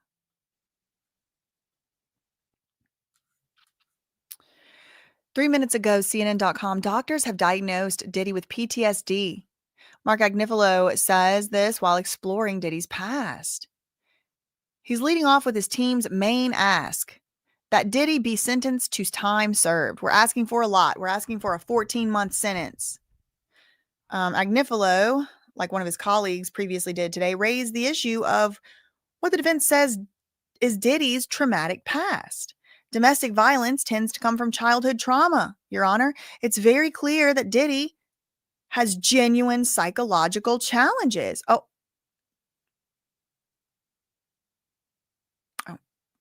don't think him and Diddy really get along. It's very clear that Diddy has genuine psychological challenges. We can agree on that one, Mark. 3 doctors have found that Diddy has post-traumatic stress disorder. He acknowledged that they don't really know what the stressor was, but suggested it could have been his father's murmur when he was a child. Diddy has also been diagnosed with a depressive disorder and an anxiety disorder. Defense asks that Diddy get the last word in court before the judge hands down the sentence. Defense attorney Mark Agnifilo laid out how he wants the rest of the hearing to play out. Agnifilo said he has less than 5 minutes left in his speech and said that Diddy will also speak. Agnifilo suggested that prosecutor Christy Slavic give her rebuttal comments before Diddy gets his comments in, because Diddy wants the last word before the judge imposes his sentence. Diddy wants to cast a hypnotic spell on this judge at the last moment before sentencing. Mark Agnifilo took the lectern. This is we switched websites, so I think this is about the same thing, but I want to read it from New York Times. Mark Agnifilo, Sean Combs' lead lawyer, took the lectern and acknowledged that the defense is asking for a lot with a requested sentence of no more than 14 months. But he argued that the effects of the case have already destroyed Diddy's businesses and stained his reputation. And he's already trying to work on the next business model right now in the Florida Shuffle, it looks like to me, in my opinion. This has just been a devastating, destructive case for this man on the largest of stages. But wants Diddy to get the last word.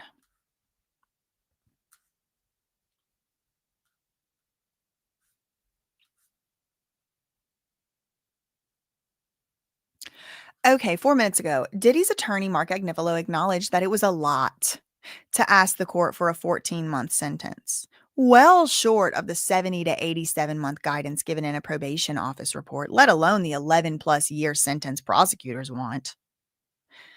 Explaining why such a short sentence is appropriate, Agnifilo brought up Diddy's psychological challenges, including PTSD. What's the stressor? We don't really know. Before pointing to the death of Diddy's father when he was a toddler, maybe that's the trauma. But what's clear is he had a post-traumatic stress disorder. Post-traumatic stress, it was actually pseudo seizures. Okay. Also, we are proposing mental health treatment at a place of y'all's choice. I'm starting to get Florida Shuffle here. Somebody stands to make a lot of money for putting Diddy in their program. I will tell you that. And by somebody, I mean anybody. This is how they do this. They meaning the Florida Shuffle, traffic people, including especially celebrities. So-and-so, Britney Spears was at this rehab. Oh, but Bam Margera was at this rehab. Oh, look, Diddy is working with the re-entry one. Oh, look, he's doing good. Maybe he'll do good. This is like next to the plate. Now it's this company. Now it's VR. Now it's this thing. Now it's that thing. It's like, come on, dude. Sit in jail and get out when you get out. We're proposing mental health treatment, a domestic violence program. Sometimes group programs are better than jail, so we can program him ourselves in Scientology Capital of Worlds. October is Domestic Violence Awareness Month. Imagine letting this domestic abuser out in the month of the domestic violence awareness. Oh no. He said, I'm not asking for a light sentence. I'm asking for mental health. The root problem. I'm so sick of this crap. I'm to the point where no, if your mental health's so bad you can't stop yourself from committing a crime, you need to go in jail too. That's where I am. If you disagree, unsubscribe. I don't care. Because you're going to have the mental health no matter what. If you can't not commit a crime, there's plenty of people with all the conditions that don't commit the crime. So if you can't keep yourself from doing it, you ought to go to jail. What? You don't. It's too much. See?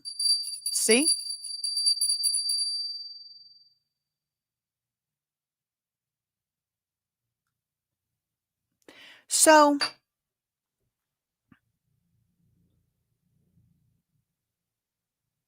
Agnifilo says, I'll stop here and turn it over to the government. I think it's only fair that Mr. Combs get the last word. If I'm the prosecutor, I'm saying no, that violates the rules of federal civil procedure. No, we're not doing that. We're not giving the narc the last word. Okay. So the assistant U.S. attorney said, Your Honor, going back a few hours to Mr. Driscoll, remember Jason Driscoll, the first one that talked? We have actually cited cases with sentences of 135 months, actually. And that was based on abuse, not commercial purposes. Back to the Dylan Jordan case. Let's zoom out. Why did Judge Cronin take into account the previous sentence? Because Jordan knew it was wrong. He quit the business before he was prosecuted. But here, the defendant continued the crimes. So actually, he's worse in that way. Come on, Christy. Come on, girl. The people are seeing what you got. We're having 2 new updates from CNN. Diddy needs meaningful mental health treatment, which he couldn't have got that in jail. Hadn't he been working with the psychologist in jail? How did he get 3 doctors to diagnose him with PTSD if he's not getting meaningful mental health treatment? Okay. And domestic violence treatment and admittance into a drug program. I swear to God, if this judge admits Diddy into one of these Florida Shuffle programs instead of giving him jail, I will be investigating every single thing that has ever happened publicly, financially, with all parties involved, including the judge. No. We're not going to put him into your friend's freaking. Do y'all see what they did to Damore Hadley in the Florida Shuffle? You want to put Diddy in a Jay-Z rehab or what? I mean, I don't know how many he owns or if he owns any, but it's all just starting to look so just weird. Agnifilo said, I'm not asking for a light sentence. I'm asking to get to the root problem. And the root problem is his mental health. We need to put him in a camp. We need to lock him up with the booty juice, Agnifilo is saying. With a lawyer like this, who could ever hope for justice?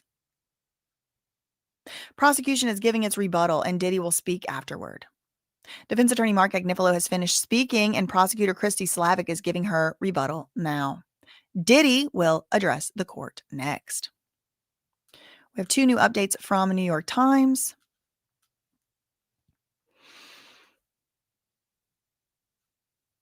The prosecution now has an opportunity to respond after several hours of remarks from the defense. Christy Slavic, one of the prosecutors, is returning to the argument that Diddy's history of violence is key to weighing this sentence. Diddy will speak for himself soon. A large portion of the hours of testimony by Diddy's legal team, 5 of his lawyers have spoken today, has been devoted to detailing their clients' struggles with mental health, including a drug addiction and post-traumatic stress disorder. They have said repeatedly that Diddy should be released to receive treatment rather than suffer within the penal system. No, he should suffer in the penal system. 2 days in custody, Your Honor, is like Walking Dead. 2 days in custody is like Walking Dead? What does that even freaking mean? New update from NBC News 8 minutes ago. Diddy has genuine psychological issues. The lawyer said, we are asking for a lot, a 14-month sentence, and I want to give the court some reasons. Diddy has long suffered from mental health challenges that he's willing to address, according to Mark Agnifilo. Diddy has genuine psychological challenges, said Agnifilo, citing the slaying of his father when he was just a child. In 2014, 2017, and 2020, he reported to 3 different doctors. Oh, and he had PTSD. So in 2014, 2017, and again in 2020, he was diagnosed with PTSD by 3 different doctors. New update from New York Times. Christy Slavic just called Sean P. Diddy Puff Daddy Combs a master puppeteer of his own image. Truly, he is a master puppeteer of his own image. I agree, in my opinion. But the image he presents is incomplete and misleading. The prosecutor argued that the video of Diddy beating Cassie shows the defendant for who he really is.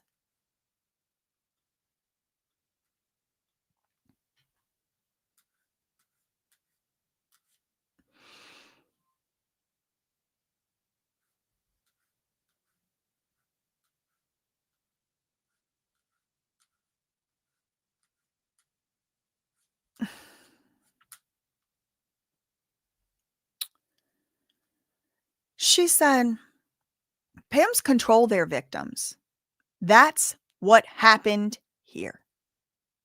$1.4 million would be 90-some freak-offs. There were way more than that here. Mr. Driscoll challenged us to find abusive texts like he quoted, but this case has physical abuse on video. The defendant is a master puppeteer. His video has better production value than the Intercontinental Hotel video, but that shows who he is. Right now, he would apologize to his victims. 5 lawyers spoke for him. Mr. Steele said Cassie wanted it.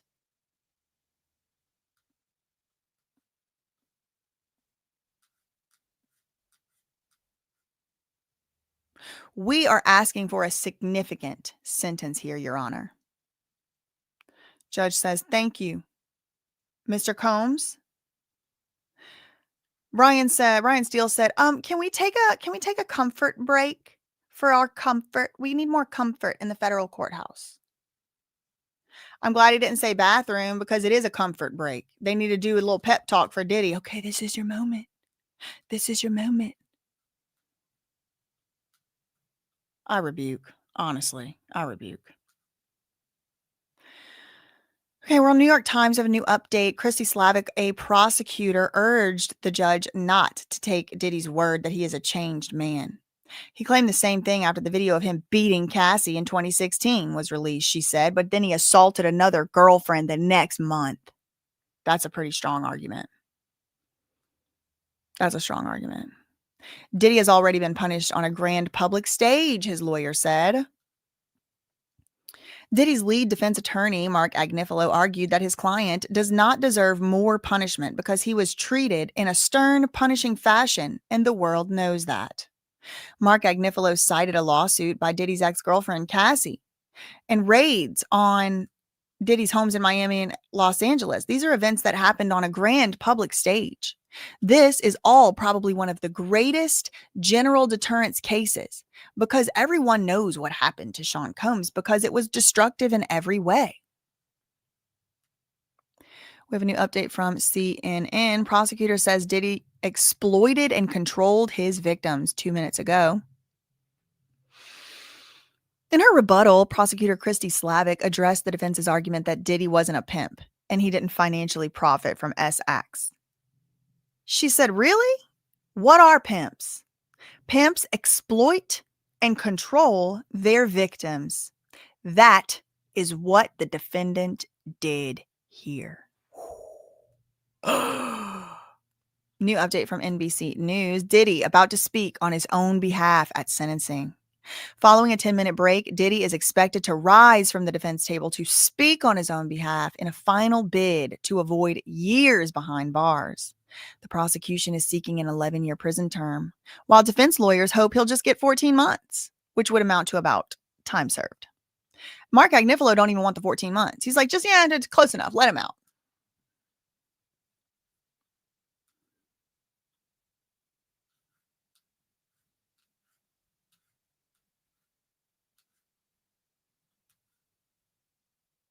He needs to humble himself for sure.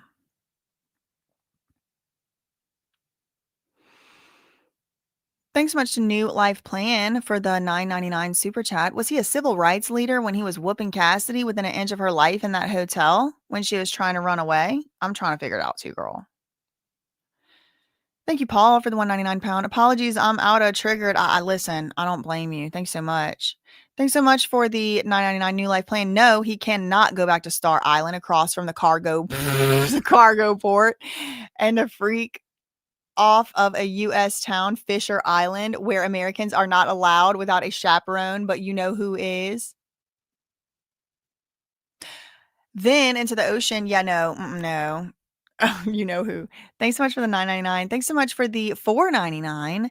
Give him to us, me, the pastor, the evangelicals who repped him, because it's conservatorship or jail time to me right now. I feel like that too. New Life Plan. Thank you for the $4.99. Thank you, Nikki Marie, for the $4.99. Sounds like he will be indebted to this random pastor.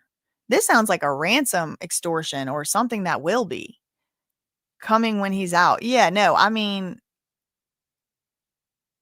leave him alone. Like, let him just be in jail. This is crazy. Thank you, Katie Did, for the $4.99. Did you see Lil Rod in the video you showed? No. They were saying something about producers. I swear I saw him at that moment. I don't know.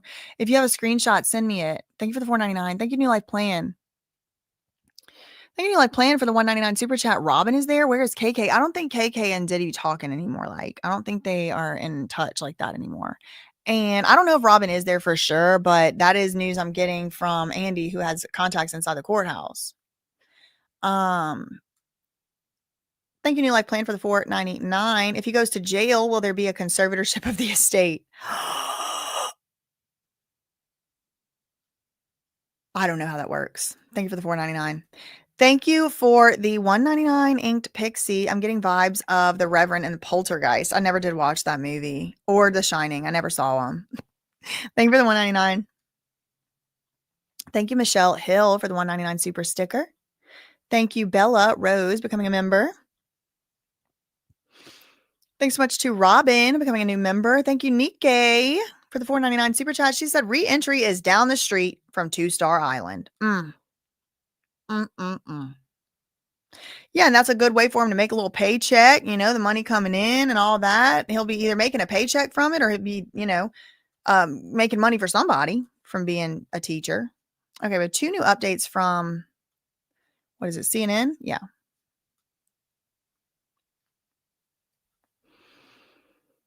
The defendant is a master puppeteer of his own image, said the prosecutor. In her rebuttal, prosecutor Christy Slavic addressed surveillance video of Diddy physically assaulting his former girlfriend, Cassie. The surveillance video may not have the production value of Diddy's video that, he played earlier in court today, but it shows what he does when he doesn't know the cameras are rolling. The defendant is a master puppeteer of his own image. He uses his wealth and power to portray a very specific image to the world, but that image is incomplete and misleading.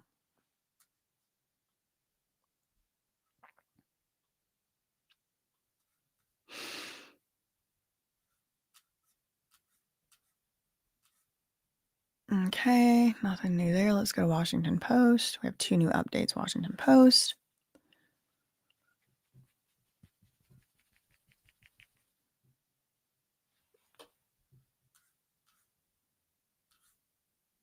Okay. So this is Washington Post 5 minutes ago. Diddy will get the final word in sentencing hearing, the judge says. The intense publicity around Diddy's trial is one of the greatest general deterrence cases, lead defense attorney Mark Agnifilo argued, because everyone knows what happened to Sean Combs. It's punishment that all this happened on such a public stage. This has been just a devastating, destructive case for this man on the largest of stages. Agnifilo tried to speed through his speech, advocating for a lighter punishment as he spoke. As he spoke, Diddy looked over his notes, presumably the remarks he will give when he soon addresses the court. The defense would like for Diddy to have the last word and speak after the government gives its rebuttal, which the judge agreed to. 2 minutes ago, Washington Post. The question of whether Diddy is a pimp has been batted around by the defense and the government Friday. Now, you know what's coming back into my mind?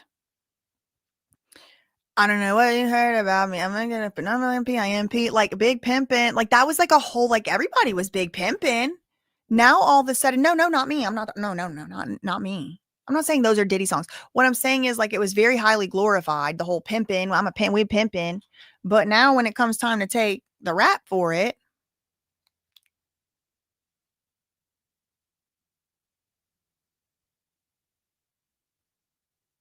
yeah, it was cool. It's a cool.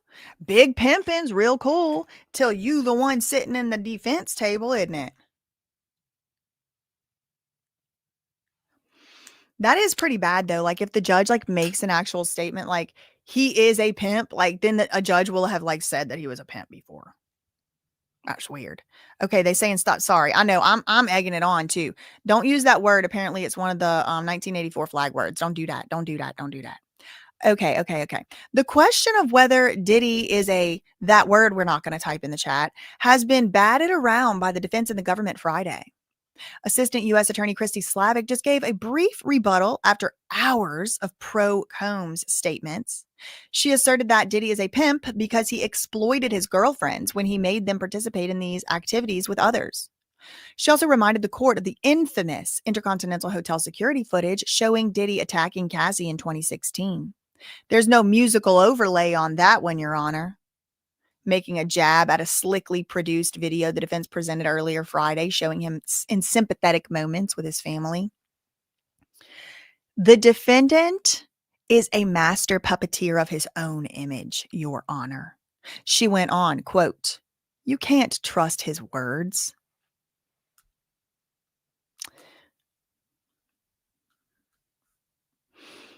Two minutes ago, Washington Post prosecutor Christy Slavic asked the court to imagine true remorse and contrasted it to the presentations Diddy's defense lawyers put on at this sentencing hearing. She pointed out that 5 of Diddy's attorneys spoke on his behalf and didn't talk about the victims of domestic violence that he has admitted to, except to argue that Cassie wanted to participate in the freak-offs where prosecutors claim Diddy abused her. The prosecutor went on to quote the letter Cassie sent to the court this week urging a long sentence. Quote, "My experience was real, horrific, and deserves to be considered." The court is on break till 4, which was 2 minutes ago. Now that we are through the government's brief rebuttal, when the hearing starts, Diddy will speak on his own behalf. A huge moment in this long case.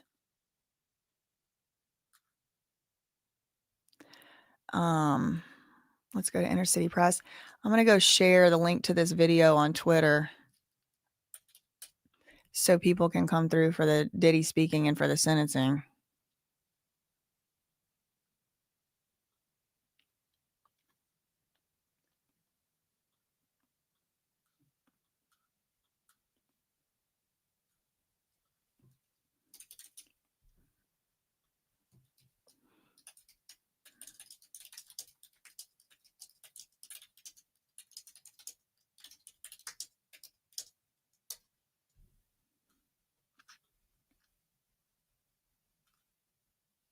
Okay.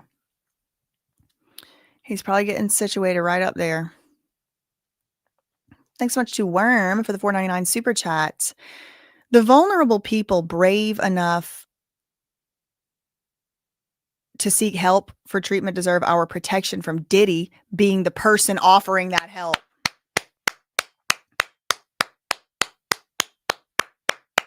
I can't even add a single thing to that one. Not a single thing. Nothing further. The vulnerable people brave enough. Ooh, it brings tears to my eyes. The vulnerable people brave enough to seek help and or treatment deserve our protection from the likes of Diddy being the person offering that help. I could cry. I could cry. I could cry. Okay. My mom said, the judge is actually the one that's going to get the last part, the last word. That part. That part. Meanwhile, in United States versus Luigi Mangione, he now gets until October 8th to consult further with the Department of Justice personnel concerning the submission of the sworn declaration in the court. Okay. So is this still the last one here? That one's the last one there. Let's check. 10-minute break. That was 13 minutes ago. I'm assuming that it's 4:05 now. I'm assuming they're actually in real life, in real time right now, getting everything set up, and we'll start to see the updates rolling in the next 2 to 5 minutes. I'm kind of like weirdly worried that weirdly all of a sudden worried about Diddy getting Florida shuffled whenever that's not my business and not my problem at all. Thank you, Kittyzilla, for the $1.99 super chat. Where are your antennas? I didn't wear them today. I haven't been wearing them lately because, I don't know why. The backs of my ears been sensitive. That part of my head has been kind of sensitive lately. So I haven't been wearing it, but it's right here. Should we do it for a moment? Okay. Thank you, Spilla, for the $10 super chat. Thank you for not sniping me yet. Oh, I don't know. I'm not really in the chat like that. Justice to all for all that's good in light bars for the wicked. Yeah, whatever. You know what I mean? Like justice for all and all that's good indeed. Thank you for the $10 super chat. Thank you, Lila, for the €2.49. It feels like this all thing is just a show. It sure does. This thing's hurting my head already. Like, I don't know. I just like stopped having the ability to like tolerate that thing on my head for some reason. It feels like this whole thing is just a show. It does. It does, Lila. I agree. It feels like they're all in on it. They're all gonna go have a drink after together. Hopefully with Diddy, they think. Thank you to Inked Pixie becoming a new member. And Worm, thank you for the $4.99 super chat and the wise words. Very well said. Very well said. Yeah, I can put them on hair clips probably. Okay, we have a new update from New York Times. Diddy preparing to deliver a full statement in court for the first time in the courtroom where he was tried, asked the judge for 1 minute to prepare. That was 1 minute ago. Time's up.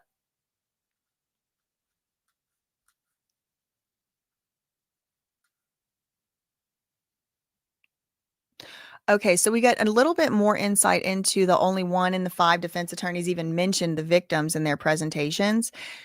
Christy Slavic said in the 5 speeches from Diddy's attorneys, only one of them even mentioned the victims. Defense attorney Brian Steele spoke at length about how Cassie wanted it. That's untrue and it's offensive. Slavic has now finished her rebuttal and the defense asked for a short break. Diddy is expected to address the court when the hearing is back in session. So Diddy is like having a whole panic attack or something. Maybe waiting for the beta blocker to kick in. I do not know. Okay, they're back. Okay, they're back.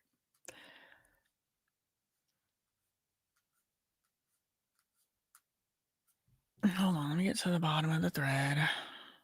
They're back. 4:06 p.m.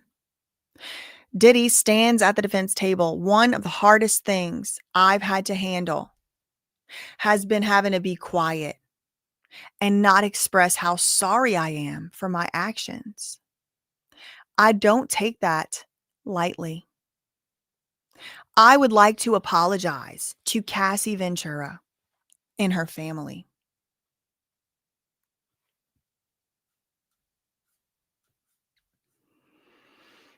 I apologize to Jane for bringing you into my mess. I would like to apologize to all the victims of domestic violence. I know that the disgusting video triggered people. I was sick, poor me. Sick from the drugs. Notably, sick from the drugs. I needed help, but I didn't get the help.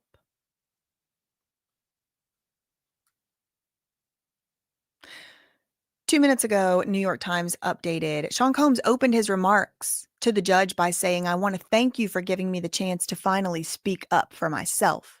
One of the hardest things I've had to handle is having to be quiet, not being able to express how sorry I am for my actions. This is CNN. We're on a new website, CNN.com. Diddy begins addressing judge.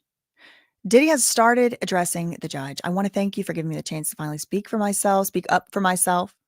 Diddy, wearing glasses, looking over papers, began after looking over his papers. He began after looking over his papers and taking an audible exhale.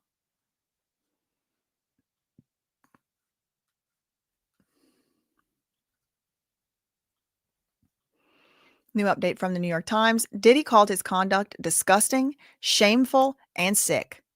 His mother and his faith taught him better. I am not this larger than life person. I am just a human being. Well, just a human being that's about to be able to go and get a job with re-entry. I don't think just anybody gets that opportunity.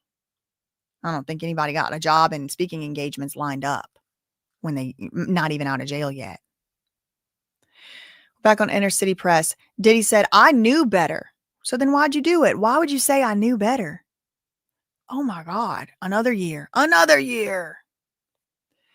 knew better. I did it anyway. My faith also, the Lord told me not to do it. I did it anyway. But please let me walk out of here today.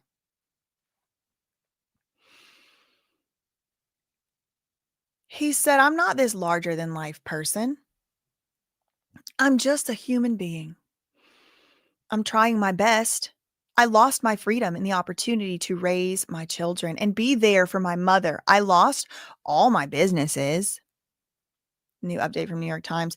"Because of my decision, I lost my freedom. I lost the opportunity to effectively raise my children and to be there for my mother. I lost all my businesses. I lost my career. I totally destroyed my reputation." Yeah, but now you got to do your time. All that can be fine and good. You got to do your time.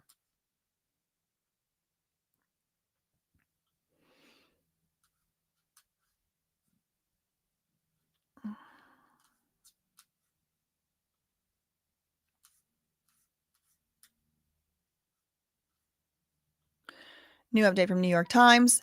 Diddy turned to face his family in the spectators' gallery and apologized to his children, saying they deserved better. To his mother, he said, "I failed you as a son, and I'm sorry." That's true. He's a total failure as a son and father. Diddy apologizes to all the victims of domestic violence. This is less than a minute ago from CNN. Diddy also has said he wants to personally apologize to all the victims of domestic violence because I know that video, that disgusting, despicable video, it triggered a lot of people all around the world. Domestic violence will always be a heavy burden that I will have to forever carry. Yes, this poor victim of his own burdens. Poor thing. Poor thing. Inner City Press has gained like 4,000 subscribers today on Twitter or followers.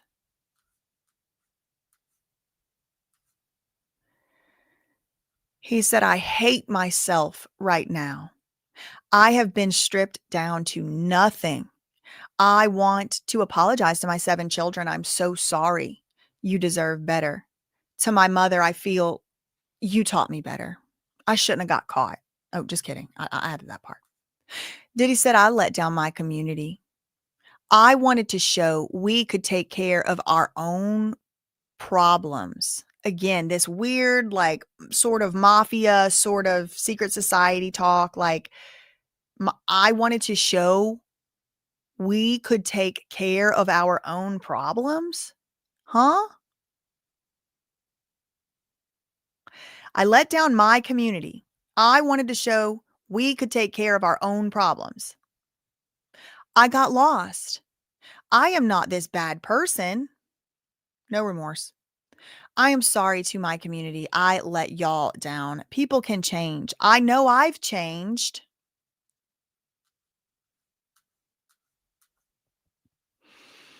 Sometimes now he's addressing the judge in the first person, or the second person, calling him you. "Sometimes you have to go through life experiences." No, you, Diddy. You. You still are depersonalizing the experience. You're making it about someone else. No, what you should say is, "I had to go through this experience. Sometimes I have had in my life to go through experiences. Still, sometimes you have to go. You are psychologically depersonalizing the situation." "These are not excuses," he says. "I can't change the past, but I can change the future. I beg your honor for mercy to be a father again, to be a son again." Well, you can still be a father and a son sitting right there. "A leader in my community again, please. Let me go do my teaching and my speaking engagements, please. Let me go get the help I need. They can't do me an AA meeting over here. I got to do it over there. Can't do no AA meeting in here. I can't go through the steps in here." No. He said, "I don't want to let God down. I have no one to blame but myself. I know I will never put my hands on another person again. I am willing to comply with any conditions. Me sharing my story is not a scheme to get less time. This story is tragic." He's like, "I'm willing to comply with any conditions." Very next thought, sharing the story, meaning he's agreeing to the conservatorship or jail of it all. Again, whoever had said it earlier, then he's going to be putting himself in like an indentured servitude situation where, like, what if this guy does something he don't like? This guy's going to be able to send him off to any convention, any this, that. And if he says no, he goes to jail. He violates his probation. That's crazy. Who in the freak even is this guy?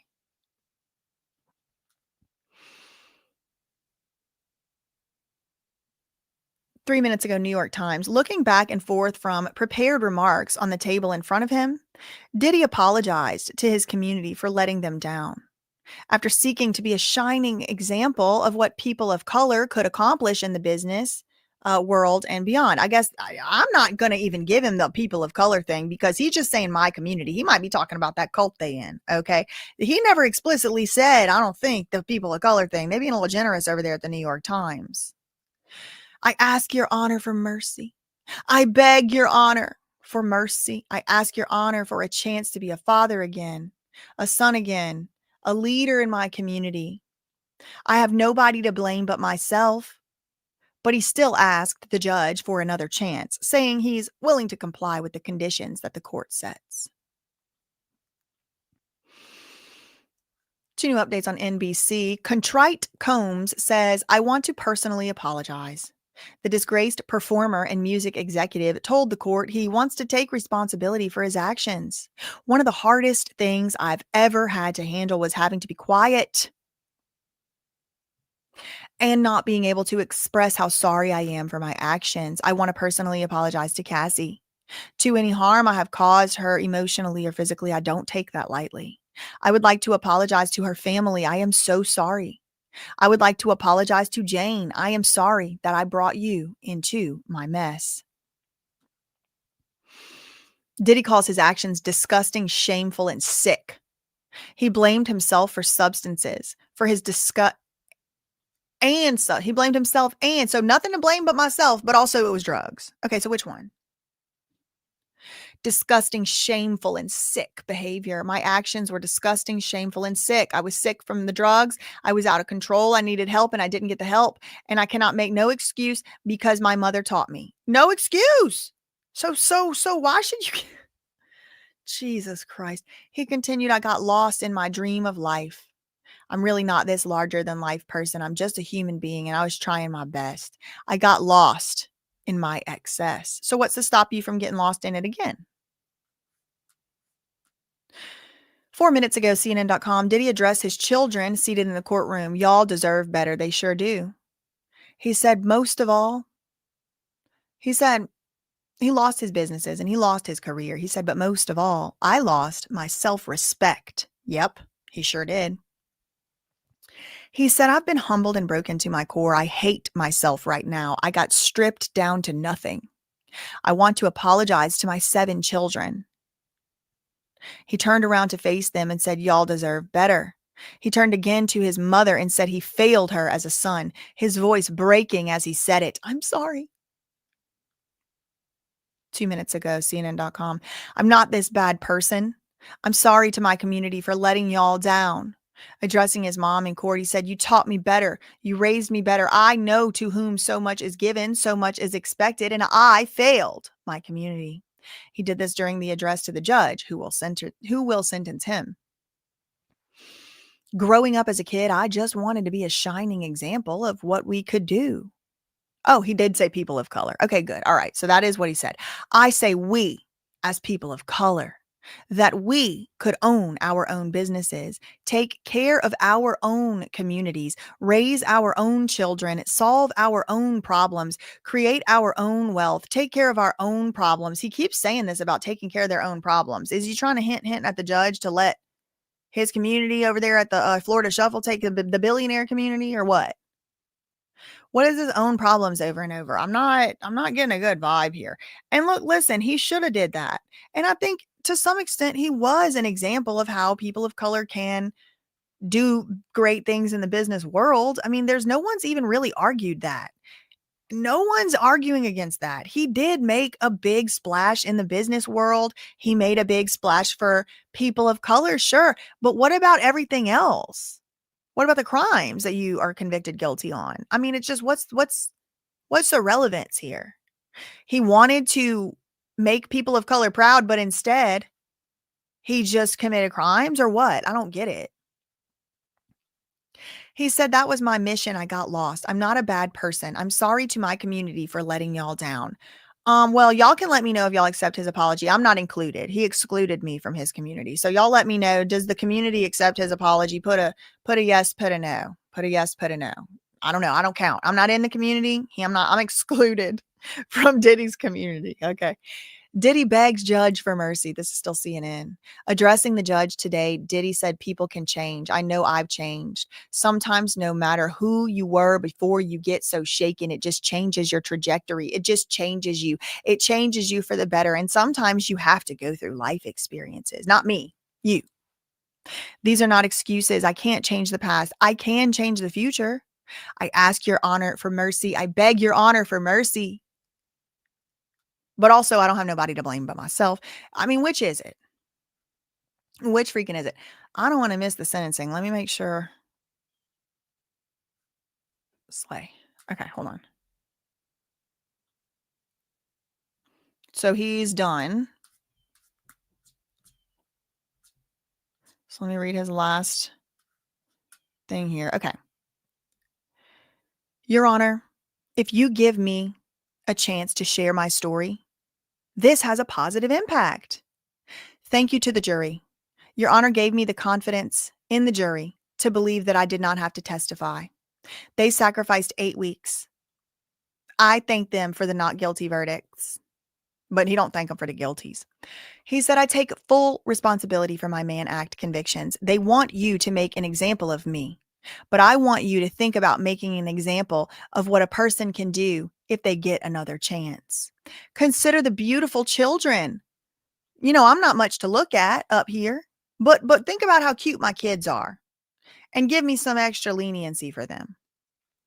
No matter what anyone say, I know that I am truly sorry. The judge needs to go take his beta blockers or go do a little Hanuman Chalisa or something. He said, give me 5 minutes. So they took 5. Let's see if we can catch up. Oh my God, 4 new updates on New York Times. Okay, let's see if we can zoom through here on the 5-minute break. I don't care about the fame or the money or making records or performing. So he basically just read his letter again. He's seeking to persuade the judge that his intention is to dedicate himself to helping others, including other inmates. So he don't want to make records and albums no more? Yeah, we'll see. We'll see. I don't take lightly my Mann Act conviction, he said. I understand the severity of it. I'm having to deal with the consequences. Acknowledging that prosecutors wanted the judge to make an example out of him with the sentence, Diddy pleaded with the judge to make an example of what a person can do if they get another chance. Hold on a second.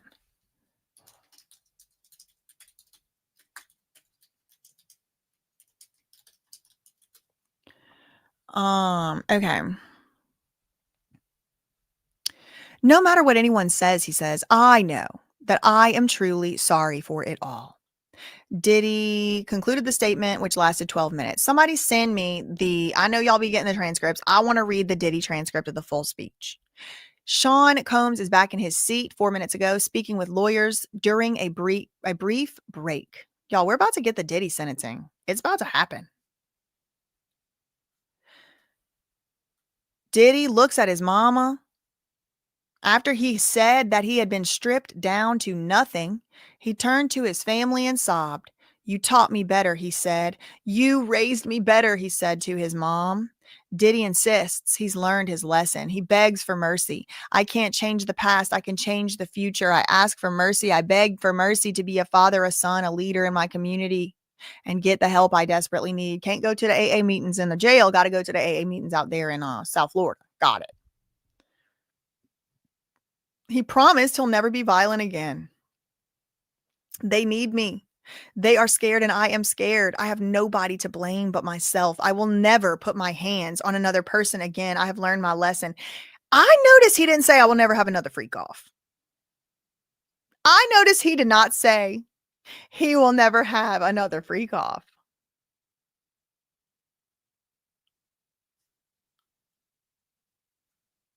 Did he finish his statement? Short break in court. Judge called for a short break. The judge, I feel like he really did go to the back and say a prayer. I don't know why. I just feel like he's in his chambers praying.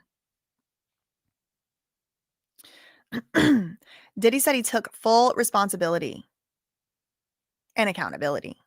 He said, I understand the severity of it and I am having to deal with the consequences and I take full accountability and responsibility. Now, I know the prosecution wants you to make an example of me, But I just want you to think about making an example of what a person can do if they get another chance. If you give me another chance, I won't let you down. And the evidence of that is those beautiful children. The evidence of me not going to let you down is the beautiful children. Well, the beautiful children were still beautiful when you were doing the other stuff, right? He thanked his children and he said, I would never, ever, ever jeopardize being in this situation again. Being away from my family that needs me, that's my deterrence. Yeah, okay. During his remarks, he said he does not take his conviction lightly, takes full accountability, responsibility. Example of me. 4 new updates from New York Times.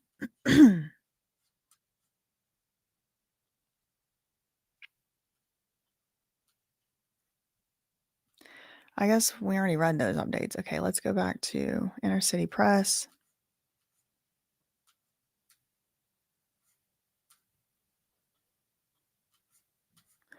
Okay, so they're still waiting for the break to be over, it looks like. Court is back in session. Oh my gosh. As the judge, okay, y'all. Whew, okay, hold on. Here we go. All rise. Court is back in session after a brief 5-minute break. And I think the sentence is about to start getting read out. Oh my God. I can't even imagine the pressure that this judge has felt. I mean, he's kind of like a new judge.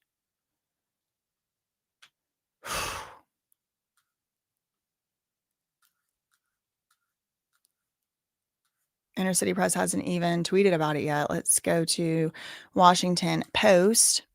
I know the prosecution wants to make an example of me. I won't let you down. He pointed to the beautiful children as, quote, evidence that he would comply with the court orders. The children were beautiful whenever he did the crimes. So I don't see what. Okay, whatever. Anyway, okay, let's go to Inner City Press. Put an emotional support one in the chat. Make sure you didn't get unsubscribed. They're back, 426. The judge, at the outset, I want you to understand. At the outset, Mr. Combs, I want you to understand you are not being sentenced for acquitted conduct. Under 3553, I must consider many things. Mr. Combs, you are a self-made artist who has inspired a community of color. And again, y'all, the judge, he is a man of color. So he's in the community. He is in the community. Because, you know, he said we, Diddy said we people of color. So I'm not included, but Judge Subramanian is. And he said, yeah, you have inspired. You have. I'm not gonna hold you.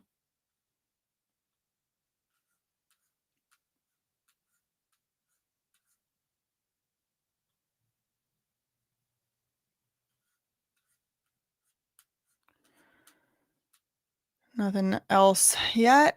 Okay, Washington Post. Inner City Press usually has it first. I think the judge is going to probably in his sentencing, he's probably going to talk about the things that he is taking into consideration. So I imagine that he's going to like tell his reasons. He said, we saw the video. He said, we saw the free game course at the MDC. The court hopes you continue to expand it. Oh, I hope you keep going with the free game because you're about to be sitting in there. You are devoted to your family. See, the judge is laying out all of the things that he is considering. The court, of course, considers the collateral consequences. The court has to consider all of your history here, Mr. Combs. We have an update from the New York Times. The judge said he considered the fact that Diddy is a self-made artist who inspired and lifted up communities. He said, I am taking that into consideration. No problem. He noted Diddy's philanthropic work. He's noted the devotion to his family and the work battling drug addiction. He said, however, the court has to consider all of your history here, Mr. Combs. CNN has an update. Judge begins addressing Combs. He says he wants to start by making clear that Diddy is being sentenced for the offenses of conviction, the Mann Act charges. He is not being sentenced on the S trafficking or racketeering charges that he was acquitted of. He said, you're not being charged, you're not being sentenced for acquitted conduct. The judge said, a history of good works. Ooh, here's a quote. A history of good works cannot wash away the record in this case, which shows that you abused the power and control over the lives of women who you professed to love. Wow. Wow. You abused. Who said the judge gets the last word? Prophetic. The judge said a history of good works cannot wash away the record in this case. You abused these women. You used that abuse to get your way. Freak offs and hotel nights. Oh my God. The evidence of abuse in this case is massive, Mr. Combs. I was sitting right here during the testimony. Wow.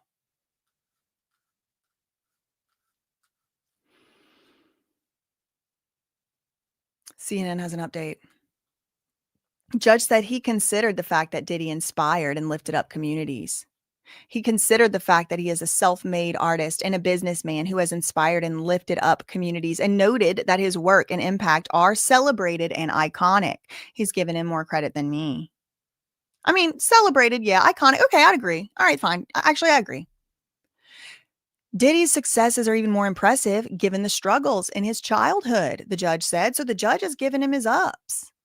Just now, New York Times, the judge is highlighting evidence of Diddy's physical abuse. He said this was subjugation, and it drove both Miss Ventura and Jane to thoughts of ending their lives, the judge said, referring to Diddy, other former girlfriend who testified during his trial. A new update from CNN. The judge said to court, the court has to consider all of your history. The drugs may, this is a quote, the drugs may have exasperated your erratic and violent behavior over the years. Maybe it means exacerbated. However, the court has to consider all of your history here. He ain't walking out today, fellas. The judge said, this was subjugation. That is the reality of what happened. These offenses irreparably harmed two women. You plied them with drugs.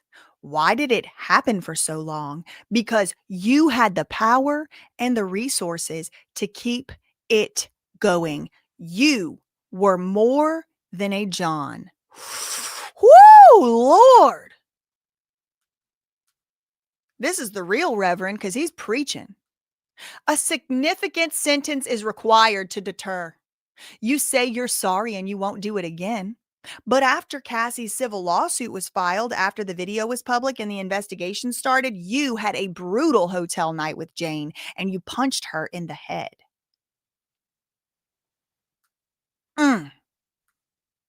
A significant sentence, is required to deter. Oh my gosh, I got to tweet. I got to tweet. Breaking. Judge is giving sentencing sentence in Diddy case. A significant sentence is required to deter.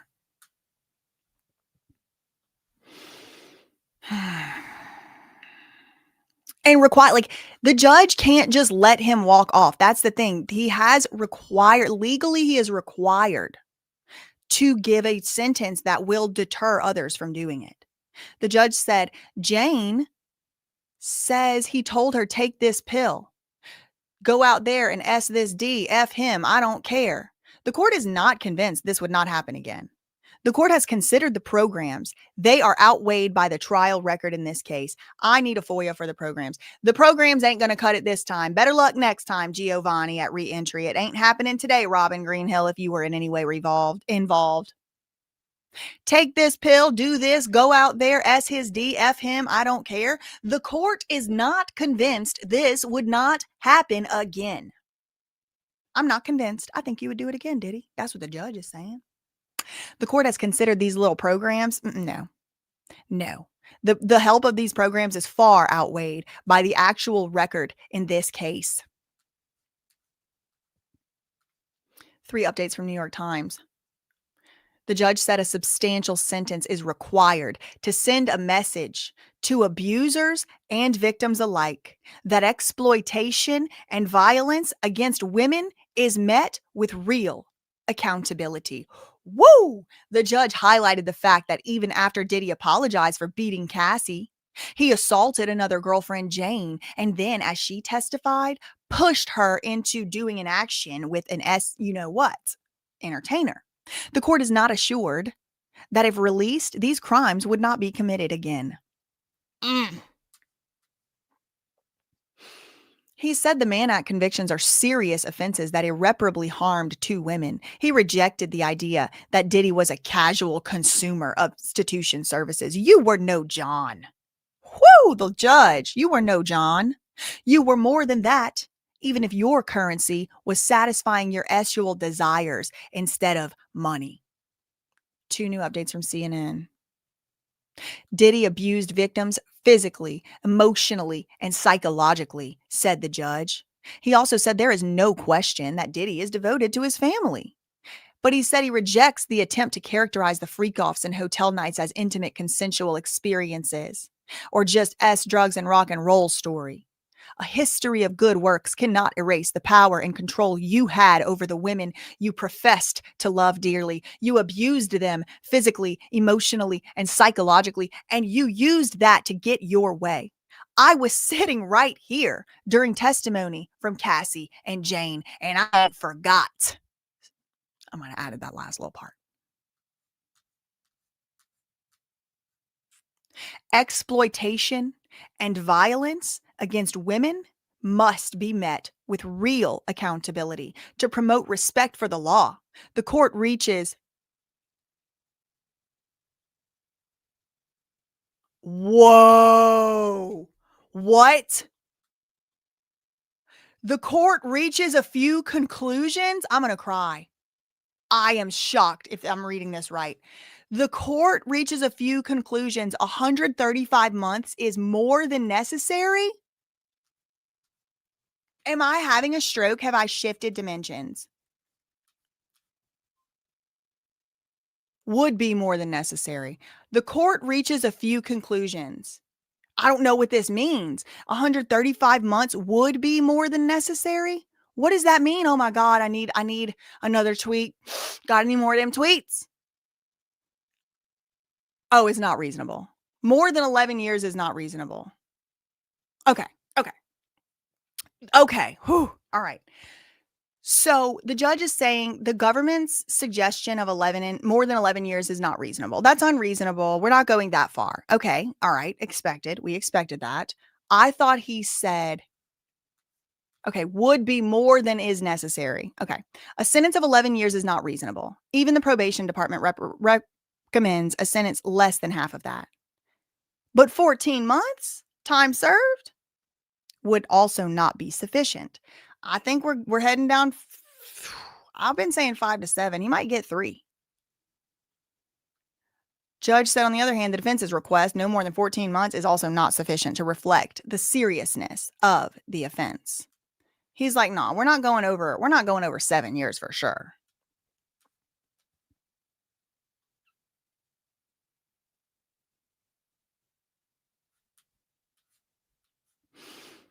Here. Okay, here it is. Diddy got sentenced. Here, the data shows a wide variety of sentences. Weighing all of the relevant factors, the court determines that the sentence is 50 months of incarceration. Girl, I got to go to the calculator right now. How many years is 50 months? 4 years. So he's got to stay in prison 3 more years. Breaking news, heard it here first. Actually, you heard it on Inner City Press first. 4 years, 4 years, 4 years, 4 years. 3. Yep, 3. Girl, what? Just give him 11 years, somebody say. So 4 years total. He's already served a year. He's got 3 more. Breaking. Diddy's got 3 more years to sit in the jail. Breaking news, the judge has sentenced Diddy to 50 months of incarceration, or just over 4 years. Okay, let me do a quote tweet. The tweet already has 23,000 views. Inner City Press. Breaking. Diddy sentenced to 4 years in prison. 50 months. He will get 13 months docked off for time served. So, like 3 more years. The judge said, I hope you continue your program over there too. Sounds good. Sounds good. Keep doing that. He thought he was going to go do speeches and go to Florida Shuffle next week. Diddy was just sentenced to 50 months in prison by the judge. That's minus the 14 months already served. Inner City Press live tweeted below. There it is, y'all. 4 years in jail.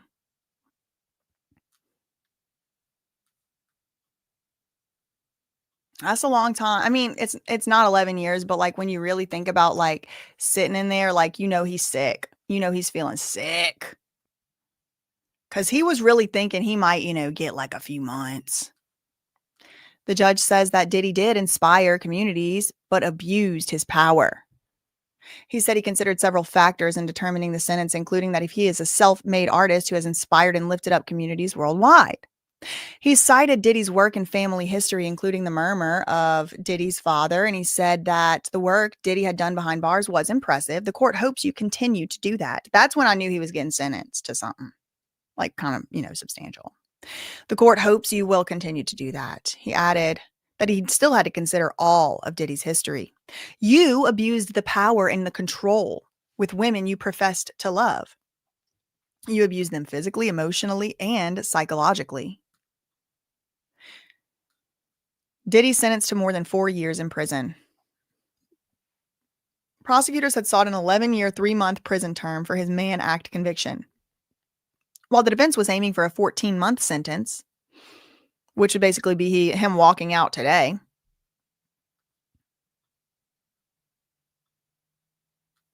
Just in, Diddy sentenced to just over 4 years in prison.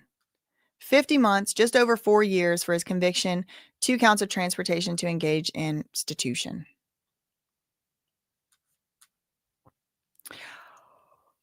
The judge also imposed a $500,000 fine, the maximum fine possible. $500,000 fine, $500,000. They getting their lick. The maximum possible. Whoa. Any recommendations where he should serve his sentence?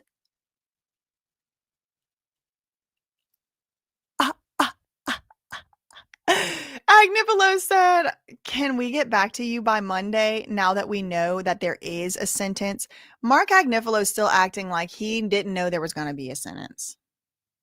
Mark Agnifilo seemingly stunned that his client Diddy was sentenced to prison for the crimes he was convicted, found guilty on. Oh, there's a sentence? Oh, we didn't think about what prison we wanted our client to go before the sentencing hearing because we didn't think there was going to be sentencing. Something is wrong with this man. The court imposes a fine of $500,000 to defray the costs of imprisonment. There is no restitution, but there is forfeiture, as reflected in the order. There is a $5,000 fine under the statute and special assessment of $200. Ooh! Diddy gotta pay $500,000. Ooh. Ooh.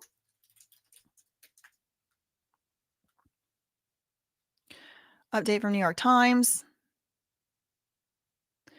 The judge said that he took Diddy's immense financial resources into account and said that they enabled his crimes. So pay up All those prosecutors, hours that they had to spend on this and all that. Yes, pay up, buddy. Pay up.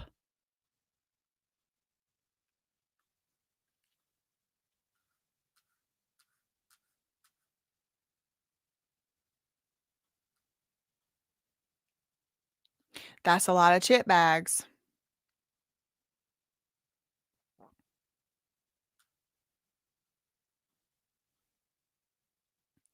Do you get time off for good behaviors in federal prison? I do not know. The thing about it is, y'all, any years at all. Thank you, Shadow Man, becoming a member. Shout out to allegedly Joy member. Joy Miller becoming a member. I started watching your YouTube channel about 2 weeks into the Diddy trial. I enjoy your thought process. Queen of inventions, conservatorships, beware. Listen, I'm not going to be jumping into the Diddy Florida Shuffle fight. Y'all got that. If y'all want to, go ahead. He's just a broken vessel. Could be Dr. Nikki. Shout out to you. Thank you for being a member for 5 months. Thank you, Janet, for the $5 super chat. Thank you for your coverage. New Life Plan, thank you for the $4.99. As a Floridian, my community doesn't want him back. Now the same state's Justice Department let Epi free and all the co-conspirators present and future. Seriously. Sounds like it's exactly where Diddy needs to be then, huh? With his people. Maybe that's his community. Thank you to Sarah for the $9.99 super chat. Thank you. God surely does have a favorite. Thank you, thank you, thank you. Thank you, Kate, for the $4.99 super sticker. Thanks so much, Inked Pixie, for the $4.99 super chat. No other group of people I'd rather be spending this moment with than y'all. Thanks so much. Thank you so much to Gentle Lady for the $10 super chat. All of the survivors just got their lick back today. Yes, great job. There you go. I think just Diddy having to sit there and listen to that judge say that stuff, and there's nothing he can do. There's no lawyer can fight back now. I mean, sure, they can go to appeal, but we're going to overturn a 4-year sentence on what could have been a life sentence with the RICO. No. The appeals court is going to say, boy, shut up. Sit there and eat your food. 4 years, get over it. Thank you because it's going to take 4 years probably to get through the appeals process. Speaking of appeals, is today the day that we finally get an answer in the Tory Lanez trial? Probably not. It's like 4:50 on a Friday. Thank you, Hannah, for the $5 super sticker. Thank you, April. Shout out to April, giving 5 ThatSurpriseWitness memberships. Thanks so much, Mr. Lord. Gang's all here. Thank you for the $10 super chat. Thank you, SB, member for 10 months. Thank you for your coverage. We love you. I'm so happy this is finally done. It feels like a milestone. He was going to appeal no matter what. Yup. 3 years ain't going to do nothing to him. Nope. He's already plotting his next move. CNN has another update. Judge says Diddy's sentence is hard time.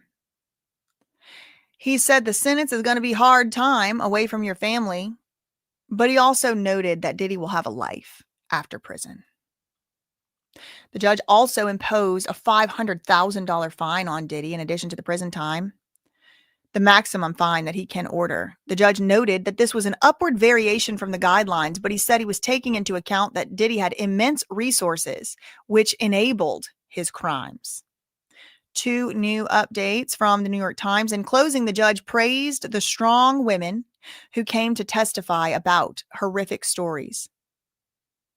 To Miss Ventura and the other brave survivors that came forward, I want to say first, we heard you.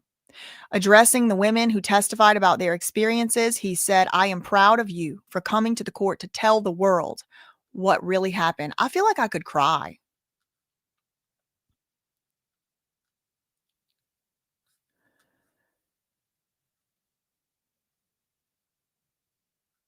The judge both praises and harangues Sean P. Diddy Puff Daddy Combs and says the sentence needs to be meaningful. The judge appears inclined to give Diddy a serious, meaningful sentence after lauding Diddy for his accomplishments. The judge harangued the defendant for the pain he caused his ex-girlfriends, recounting some graphic details given at the trial. But the judge also said that 11 years is not reasonable. The judge said he will sentence Diddy to 50 months in prison or a little more than 4 years. We have another update from the New York Times addressing Diddy. The judge said he knows Diddy is in a dark place right now, but his crimes were serious. Mr. Combs, you and your family, you're going to get through it. There is a light at the end of the tunnel. True, it's not life in prison.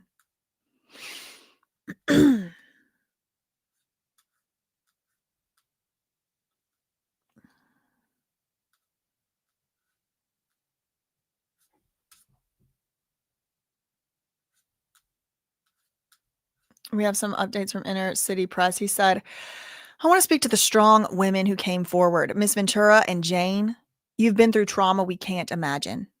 Miss Ventura said it was forced and degradation. I want to say we heard you. You weren't just speaking to the jurors, but to other victims. You stood up to power. It's not easy. Violence behind closed doors doesn't have to stay secret forever. I know you still bear trauma. This is so sad. I know you still bear trauma, but you've taught us you don't have to stay a victim.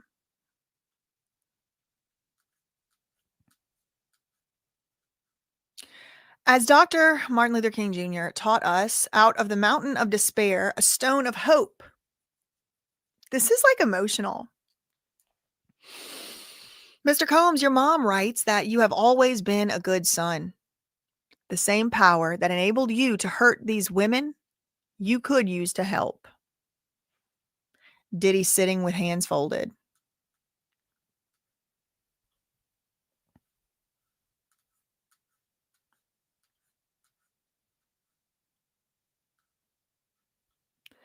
CNN has a new update. Oh, come on, girl. Judge to Combs, you have a universe of people who love you. After handing down the sentence, the judge addressed Diddy directly, saying he knows Diddy is likely in a dark place right now, but he and his family would get through it. There is a light at the end of the tunnel, the judge said. These letters, all those letters I saw, show that you have a universe of people who love you. Or do they love the money? I don't know. Let them lift you up now, just like you've lifted them up for several years. Yeah, let them lift you up. Tell them to come take a visit.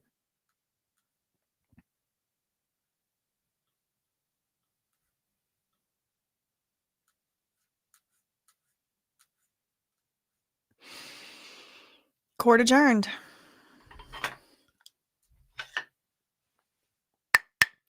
And that concludes our first full trial together, everybody. Shall we go dance in the street with baby oil? Just kidding. Too soon? Just kidding. Just kidding. New update from New York Times. In his closing remarks, the judge told Diddy, you will have a chance to show your children in the world what real accountability, change, and healing is. And it ain't was in this little 13 months. Court is adjourned. One new update, Washington Post. The judge will also fine $500,000 and impose 5 years of supervised release once he completes his sentence. So Diddy is going to be on probation for 5 years after he gets out. 5 years of probation after the 4-year sentence. So, well, I mean, I don't know. Is that what supervised release is? That's probation, right?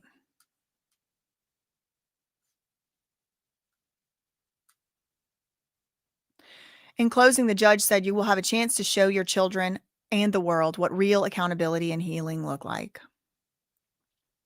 Court adjourned. I feel a strange emotion, mixture of emotions. Shout out to Fifi LaRue for becoming a member. Thanks so much for that.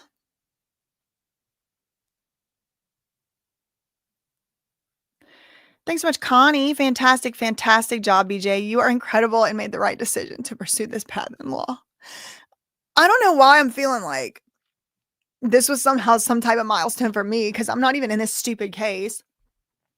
I mean, I've spent a lot of hours of my life on it, I guess, but it feels stupid to like feel that invested when I'm not even in it. And there's people that are. Thanks so much, Crystal, for the $2 super chat. 5 or more is true justice, but this is something. Thanks so much, Dania B, for the $19.99. Thank you for your amazing coverage. BJ, you did your thing. You are iconic, girl. Please keep covering these cases. I will. This is my job. This is my job. The Lord has assigned it. Thank you for the $19.99. Thank you, Robin, for the €5 super chat. Thank you for all your hard work and the way all the way through the trial. I appreciate you and all the cousins and mods. Shout out to the mods.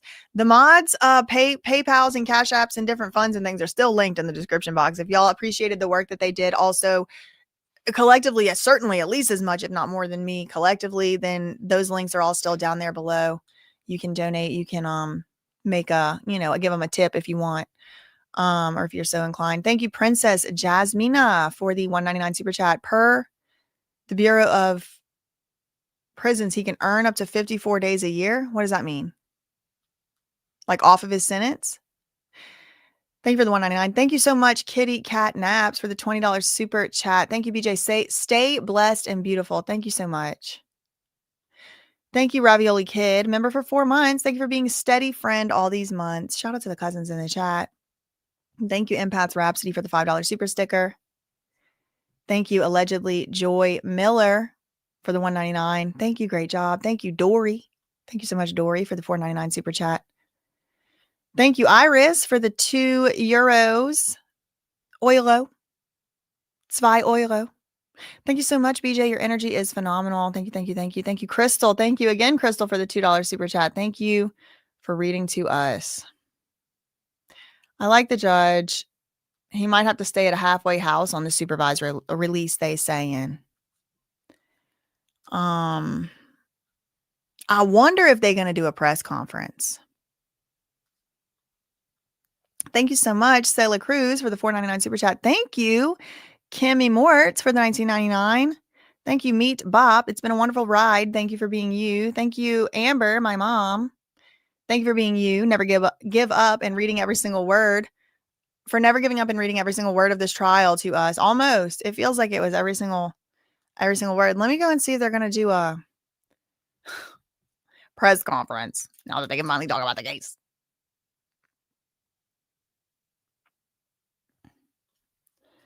Diddy live press conf.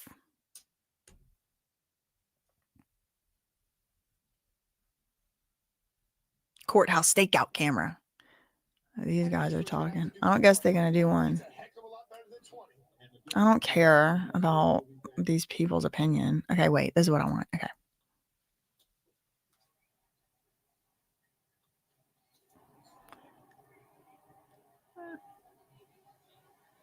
No.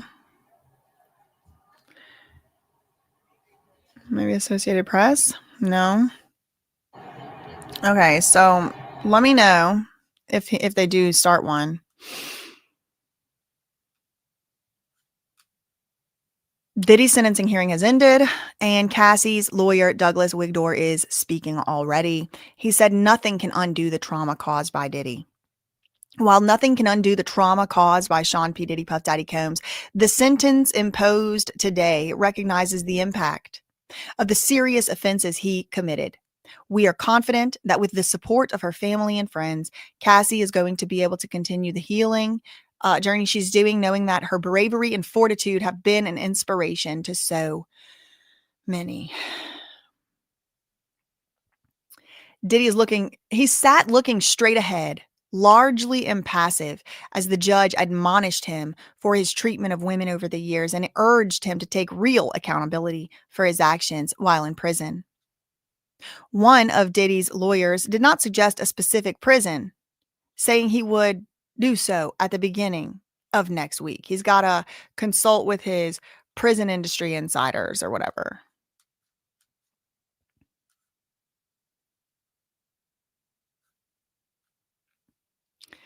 He said, out of the mountain of despair, a stone of hope, quoting Dr. Martin Luther King Jr.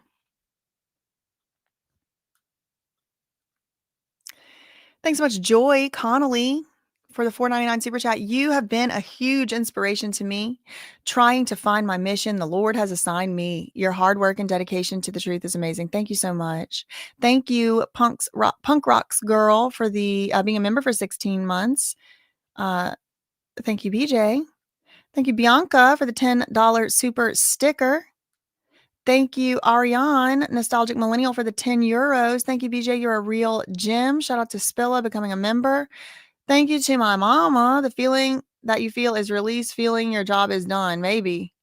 Maybe it's still, I mean, I'm still kind of like a little bit like in the on camera like altar. I'm not trying to like do a ugly cry, but like I almost wonder if I am. Yeah, I wonder if I'm gonna like cry or something later because like I felt like the urge to cry earlier for some reason. And I'm not. I mean, I think Diddy deserves this sentence. I'm not sad. Oh, poor Diddy. No, it's not it. That's not it. But I think it's a serious sentence. It's not nothing. So I don't know. I gotta process through that. Thank you, Over It for Real, for the $2 super chat. Appreciate your hard work through all this. Thank you. Thank you. FO's got to be off limits during probation too, Brittany said.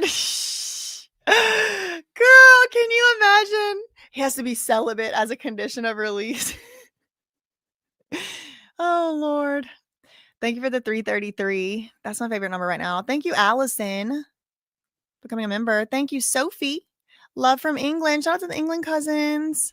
Sorry, y'all can't have free speech over there either right now. I know. I see it. I see it going on. It's sad. Thank you to the £4.99. Shoshana, thank you for the $6.99 Canadian. BJ, what a ride, girl. I loved every minute. You are loved by this community. Thank you. And I love y'all, except just don't forget I don't work for y'all, okay? Oh, man. Thank you, Lady Pamela, being a member for 3 months. Been hard for a lot of folks not involved, so you're not alone. Nightmares for real here. Parole or probation? What's the difference? I don't know the difference, truly. Or the difference between parole, probation, and supervised release either.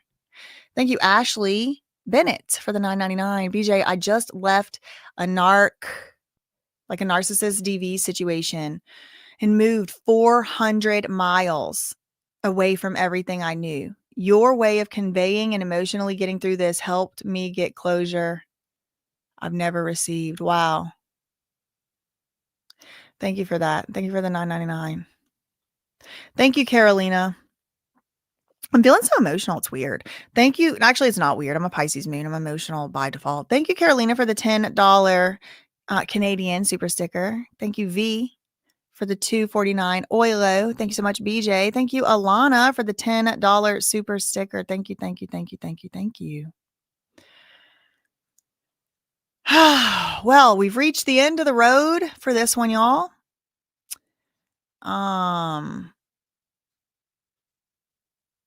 We've reached the end of the road. So I can't let go. It's so natural. You belong to me. I belong to you. Thanks so much, Christy, for the $20 super sticker. Shout out to Christy. She's one of the mods. You can give her a little tippy tip in the link down below, in the thing down below. Best case scenario, Diddy becomes a prison reform activist. Oh man, Pisces in the house. Yeah. No, I mean, I'm still going to cover the David case. When I'm saying end of the road, I'm talking about in the sense of this case. And I mean, he's going to appeal, so I'll be covering it again then. But I haven't ever covered a trial from the start to the end like this. And especially a trial that has no cameras in the courtroom. So I was kind of having to read and like narrate what was going on the whole time. It was definitely like, I felt some days I felt like I was doing like an endurance performance art piece, but it was fun. And I did enjoy it, even though even if I didn't enjoy it, I still would have did it because I was assigned to do it by the Lord. But thank you so much, Brittany, for the $19.99 super chat. You've put so much into this, girl, and deserve to feel those emotions. Thank you for all your hard work and dedication to the truth. I am just like kind of just thinking about like Cassie specifically, like, you know, what she got to be thinking about and all that. Thank you for the $19.99. Thank you, Nixie. Thank you, Nixie. Shout out to you for giving 5 That Surprise Witness memberships. Lee said in the UK, you do half the sentence in prison and half on probation. So his sentence would mean he got 9 years. Yeah, I mean, kind of. It kind of is. You know, that's a good point. Lady E, thanks, BJ. What a ride. I'm so glad I picked you to follow this case. Best coverage, hands down. Shout out to everybody that was out there, you know, all those days. Oh, empaths. Thank you. Thank you. She said I'm part of their community, but I'm not part of Diddy's community, and I don't really want to fight too hard to be in the one that he's in. I'll be in y'all's community instead. I don't want to really be. I know my throat was being tested. My throat really never recovered. Like I've had like like a coughing issues ever since the beginning of May, and I think it's because I just never really like rest my voice. Thank you, Blair. You have truly done a phenomenal job. You really, really helped me so much to be able to understand every single step. Thank you. Thank you. Thank you. Shout out to the UK cousins in the chat. The best narrator on the internet, Giovanni said. Loved every moment. Your voice is very soothing and your commentary was effortlessly hilarious, making this dark topic very digestible. I need to put that on my review page on my website or something. That's a good review. That's a good review. I didn't have any video recording. And shout out to the people that were out there, you know, in the freaking trenches every day with those Diddy demons. Thank you, or even any days. Thank you, Inked Pixie, for another $1.99 super chat. Does he have to register as an ex-offender? No, I do not believe he has to do so. Diddy is pissed. Can we all get a 1 in the chat because Diddy's pissed? Okay, I'm going to put 1. Diddy's pissed. 1 in the chat. Thank you. Special shout out. Can we get a heart emoji in the chat specifically for Monica? I don't know if Monica missed a single day. I mean, I think this girl was sleeping modding. She was modding this chat in her sleep, I think. And modding other people. Can we get emoji in the chat? Can we get a heart in the chat? Can we get a heart in the chat for just specifically for Monica? Thanks so much. Ticey, first hearts in the chat. Oh, no, there's more up here. I see. Okay. Y'all are putting, okay, they're trickling. All right. Thanks so much to the mods. Yes, it has been a tough one, and you all are the best, especially with all of the changing rules that get thrown out all the time. The mods do a great job, especially Monica, but all the mods do a great job keeping up with that. Look at all these hearts, Monica. Come get your hearts, girl. Where you at? Watch her be like, oh, I had to step out to go save the world for a second. Look, listen, even the Satanists are like, we're not dealing with them. Thank you from the Satanists that are not dealing with them. Listen, whatever y'all got to do.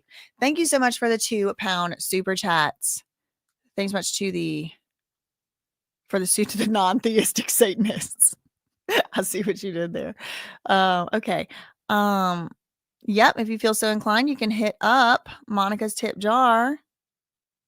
She said, I got an ad. Monica got an ad right in the middle of the hearts. They're gonna get theirs. Look at all these hearts.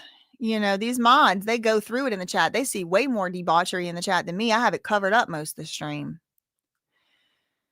Well, y'all, I think I'm gonna call it a day on this one. I'm gonna call it a day, and I'm gonna try and process through these things. Shout out to Tony Gordon. I can't stand to ad. I know I can't either. So yeah, I'll be back very soon. You know, it is Friday. I might take a weekend off as I do, but be back very soon. And, Diddy's cussing them attorneys out. I'm about to go see, whatever everybody else is saying. And I'll see y'all soon. Who else is live? Should I redirect? Let me redirect. Let's see. Is Rabbit live? What's Senator over there? Is Nims live? Might as well spread the love. No, she might not be. Oh, Popcorn Planet. Popcorn Planet is live. I'm gonna send y'all over there to him. I was like, it's